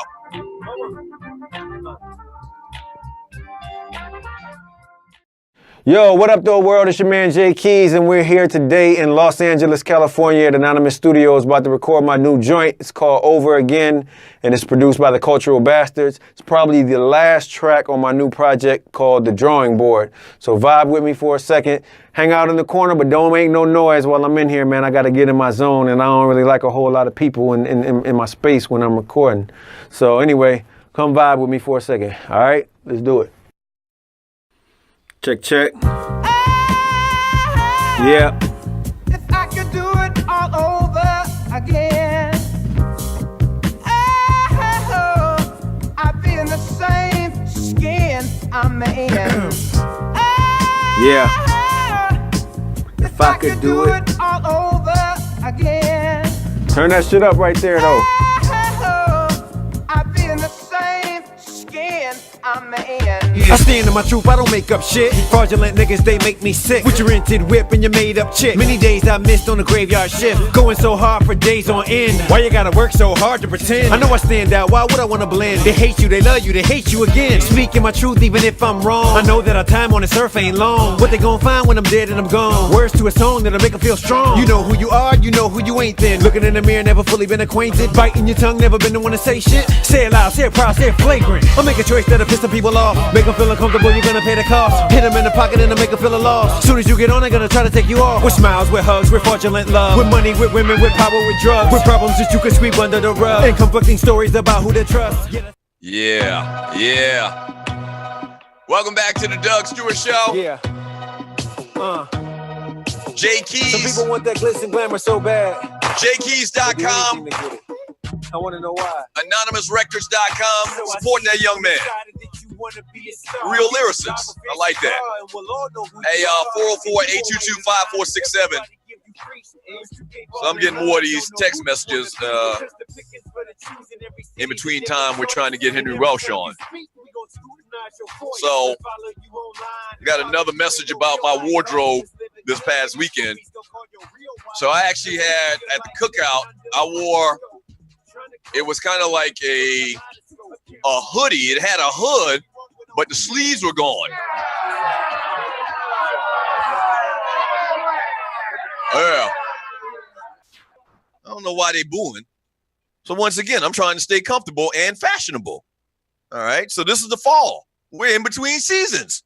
So the shirt with no sleeves accommodated the summertime, and the hoodie accommodated the impending wintertime.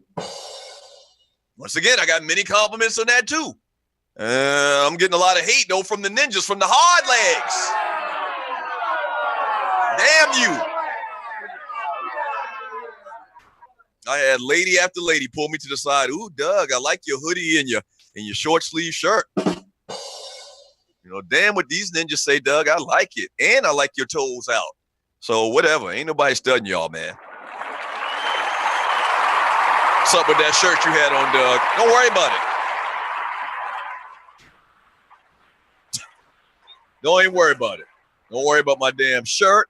Don't worry about my sandals. You keep wearing your Timberland. You keep wearing your bomber jackets. How about that? How about that?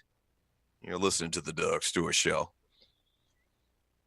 We're going to give you your Ball Penis Awards winner/loser this week coming up here in about 10 minutes. So stay tuned for that. You can still vote in the Two Live Stews Facebook chat group as well as the Doug Stewart Show Facebook chat group. Your nominees are O.J. Simpson, 45, a.k.a. the Orange Dude, Antonio Brown and Ben Roethlisberger, Jerry Rice, Cam Newton and his critics. I almost hate to put 45 into this because I'm pretty sure he's going to be a landslide winner, especially after this past weekend and what happened with him, what transpired with him. I almost feel like we need to put 45 in the Ball Penis Award Hall of Fame. Like, you can't win it but so many times, and he's won it at least 30 times over the last year. What's the use? What's the use? So that's your nominees, and I'll actually tell you who won/lost coming up in the next segment. 404-822-5467. You can also email me at doug@thedougstewartshow.com. Coming up this weekend, I don't have my wife actually went out of town. And so it's just me and the baby girl, the LOP. I actually did a video this morning of me taking her to school. So the wife went out of town. And so me and the LOP going to chill this weekend and going to do daddy-daughter weekend. I'll probably take her out to eat for breakfast, lunch, and dinner. Tell the truth. Stop. Man, I'm tired of the studio audience. Tell the truth, man. When the wife is gone, fellas, tell the truth. You don't cook. You go to restaurants. You go out and eat. You get fast food. And so the LOP is actually kind of excited because she knows when mama's out of town that we're going to Burger King, McDonald's, Wendy's, and all of that shit. I'm not cooking. And so we're going to hang out this weekend. I was thinking about playing golf Sunday morning, but I don't know if that's going to happen. It's supposedly going to have a lot of weather here in Atlanta, as the old people say back at the crib. Now, weather's supposed to come up. And so this weekend, we got remnants of a tropical storm that's supposed to hit Georgia. And so we're supposed to get a lot of rain. I hope that's not the case. And if that is the case, then I mean that I'll just sit on my damn couch this weekend and watch TV and football all weekend long, which I already do. But that's pretty much it. Baby girl got a game at 1 p.m. on tomorrow. So that should be done around 4:30. And then that's it. I'm watching college football. I'm watching Alabama and Texas A&M. I'm watching, all of these big games that we talked about this coming weekend. The Kansas City Chiefs taking on the Houston Texans. And we do all of that this weekend at my crib. All right. 404-822-5467. You can also email me at Doug@theDougStewartShow.com. I'll tell you what we'll do. Because he might come on later, we're still waiting for the call from the great Henry Welsh. Am I right, Rob? And you're listening to the Doug Stewart Show? Let's use this time. I need to find it. Let's use this time to go ahead and give out the Boiled Peanuts Award, which is the Buster of the Week in sports, entertainment, and beyond. We'll use this time to go ahead and give out that award. And hopefully in the last segment of today's show, we'll have on Henry Welsh to close us out with the funny part of Fantastic Freaky Funny Football Friday. So let's go ahead and give out the Boiled Peanuts Award.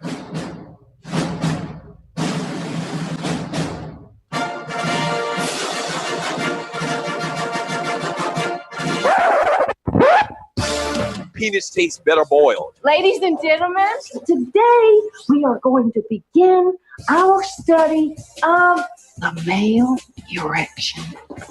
We are adults. Now, I want everybody together to go ahead and say, penis, penis, penis. Penis tastes better. Penis tastes better. Penis tastes better boiled. Come on, y'all, say it. No, man.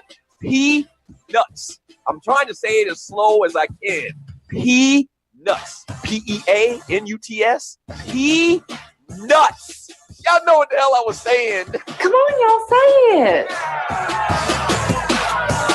Yeah. Long story behind that. A long story behind that little intro. I don't want to get into it. Basically, people didn't understand I was talking about boiled peanuts that grow out of the ground. They thought I was talking about a man's phallus.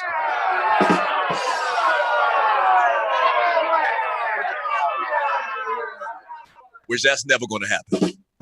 But your nominees for the Bust of the Week in Sports, Entertainment, and Beyond are O.J. Simpson for getting out of jail and doing things to put his ass right back in there. 45, a.k.a. the Orange Dude, for treating the citizens of Puerto Rico like they were at a concert or something like that, throwing out shirts or something, towels. Antonio Brown and Ben Roethlisberger, both of them, for throwing each other under the bus in the public spectrum. That should be talked about, and issues that they may have with each other should be talked about behind closed doors. They're both nominated. Jerry Rice is nominated for crashing people's weddings, trying to get a free meal, as well as Cam Newton and his critics for the big Cam Newton controversy this week with the reporter, the beat reporter for the Carolina Panthers, the lady reporter. So this week, y'all voted, and I knew it would happen like this. Without a doubt, the Bust of the Week in Sports, Entertainment, and Beyond is... Damn, that was loud. Let's try that one more time. The Bust of the Week in Sports, Entertainment, and Beyond is... with 88.89% of the vote, the Orange Dude.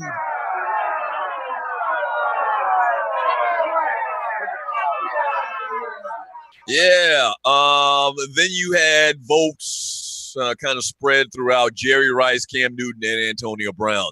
But just running away with it this week is 45 with his offensive showing, throwing out towels to the Puerto Rican citizens after their hurricane. The hurricane came and ravaged that island. All right. So those are That is your winner / loser of the Ball Penis Award this week. That's right. The Buster of the Week in sports entertainment and beyond. All right, we're going to take a quick little break. When we get back, we'll wrap up today's show. We may have on the most feared man in comedy, Henry Welsh. We may not.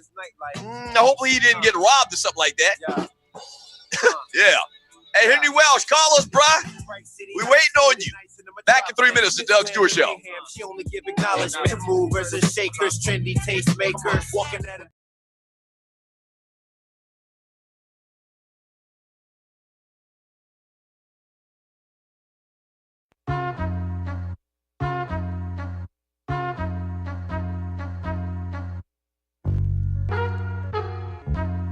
Yeah.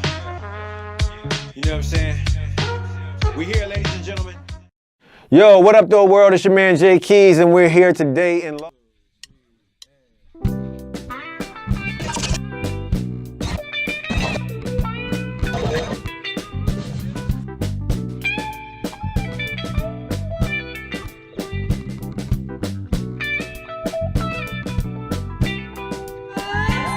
up, Brooklyn? Brooklyn, can I hear you? Can you make some noise? Big up to Summer Stage. We're gonna keep it rolling. Listen, coming to the stage for our Love Hustle treat is Jay Keys. You know this brother. You know him because his hustle is like no other. Let's make some noise for him. Jay Keys.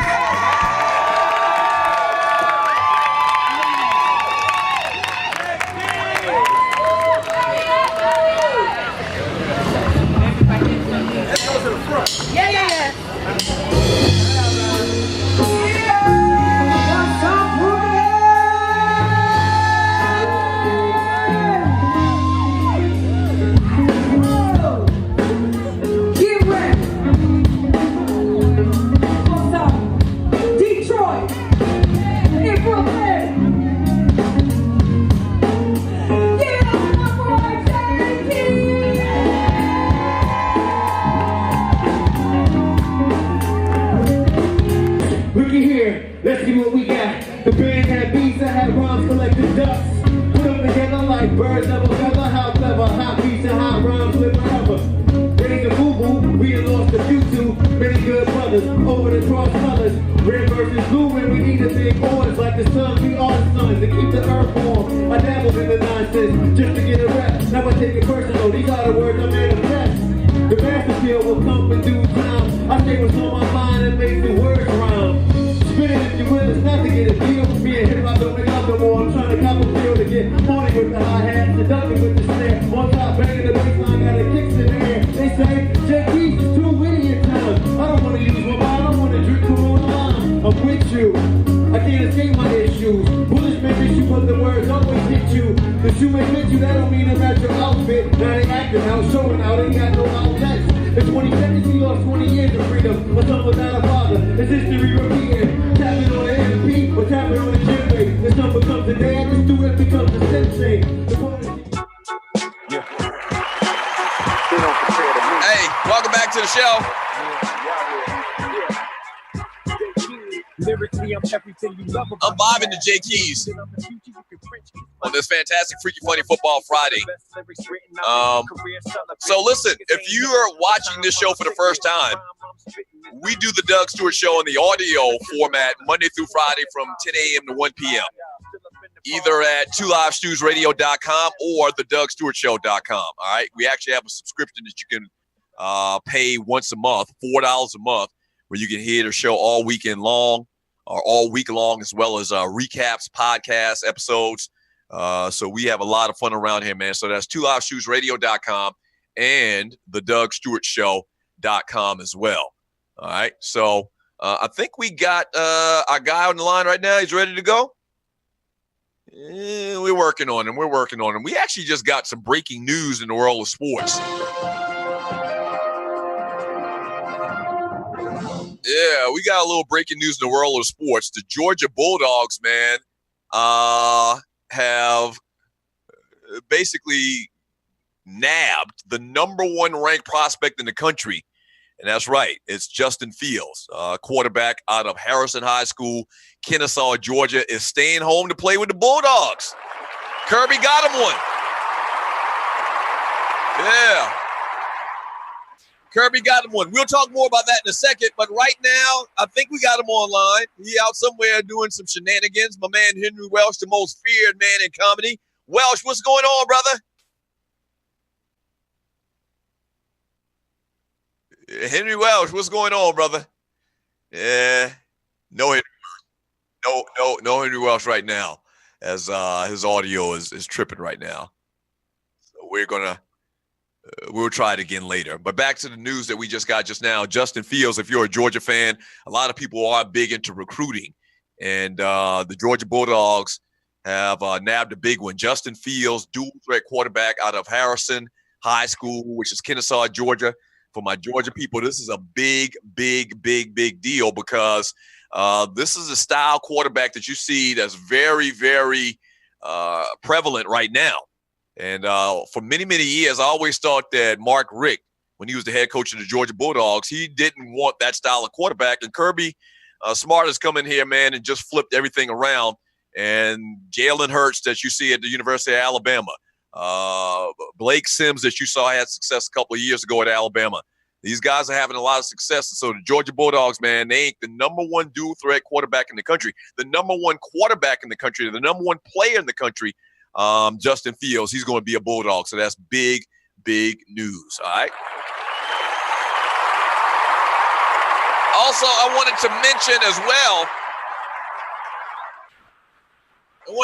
well before we got out of here, the story coming out of the Louisville newspaper, the Louisville Courier-Journal Project, reported actually that Rick Pitino is getting a lot of money from Adidas. If you haven't heard the story, Rick Pitino and the Louisville program has been caught up in this scandal about recruiters and agents and coaches getting paid. And Louisville's name has come up. And so there's been a lot of question about the relationship between Adidas, which was one of the biggest proponents or biggest components of this whole scandal. And so we're finding out now that Pitino receives 98% of the cash from Adidas, 98% of $1.5 million a year. So that's a pretty big story that we've been talking about today. We're going to try Henry Welsh now again. All right, let's try him now. Right now, the most feared man in comedy, Henry Welsh, is going to join us on the show. Hey, what up? What up, Henry? You there? My favorite Stu. What's up, baby? What's up? Henry Welsh, the most feared man in comedy with the Obama phone. What's going on, brother? It ain't no Obama phone. This is a Kaepernick phone. Huh? You know, this is a Kaepernick phone. This ain't no Obama phone. It's Kaepernick, baby. A Kaepernick phone. Henry Welsh, man, thank you for coming on. We're having some issues with the audio and the video, but it's all good, man. How have you been doing? What have you been up to? I just got through shooting a movie called The Trap. Me and Mike Epps, T.I., and a bunch of us. It's coming out Martin Luther King weekend. I'm on Big Boy new solo album, Boomerverse. I'm out here touring all over the country. You know what I do, Doug Stewart? Yeah. Where are you at right now? Where are you at in this country of ours right now? Right now, I'm in the Hartsfield-Jackson International Airport. Okay. And where are you headed to? I'm headed to New Haven, Connecticut. Me and Mike Epps got... Okay. So you and Mike Epps performing in New Haven, Connecticut this weekend. And I think we lost him again. Yeah. So it didn't work out today. Little issues with the technical side of things, but it's all good. Check out my man Henry Welsh on Instagram, on Twitter as well. I believe he's all over the place. Once again, touring with Mike Epps. They are going to be in New Haven, Connecticut this weekend. So good stuff, man. We wish him the best. My man Henry Welsh, the most feared man in comedy. Hate that and apologize for the issues we're having with the feeds today, but it's all good. This is what happens. This happens in big boy radio, and so it happened to us a little bit today, but it's all good.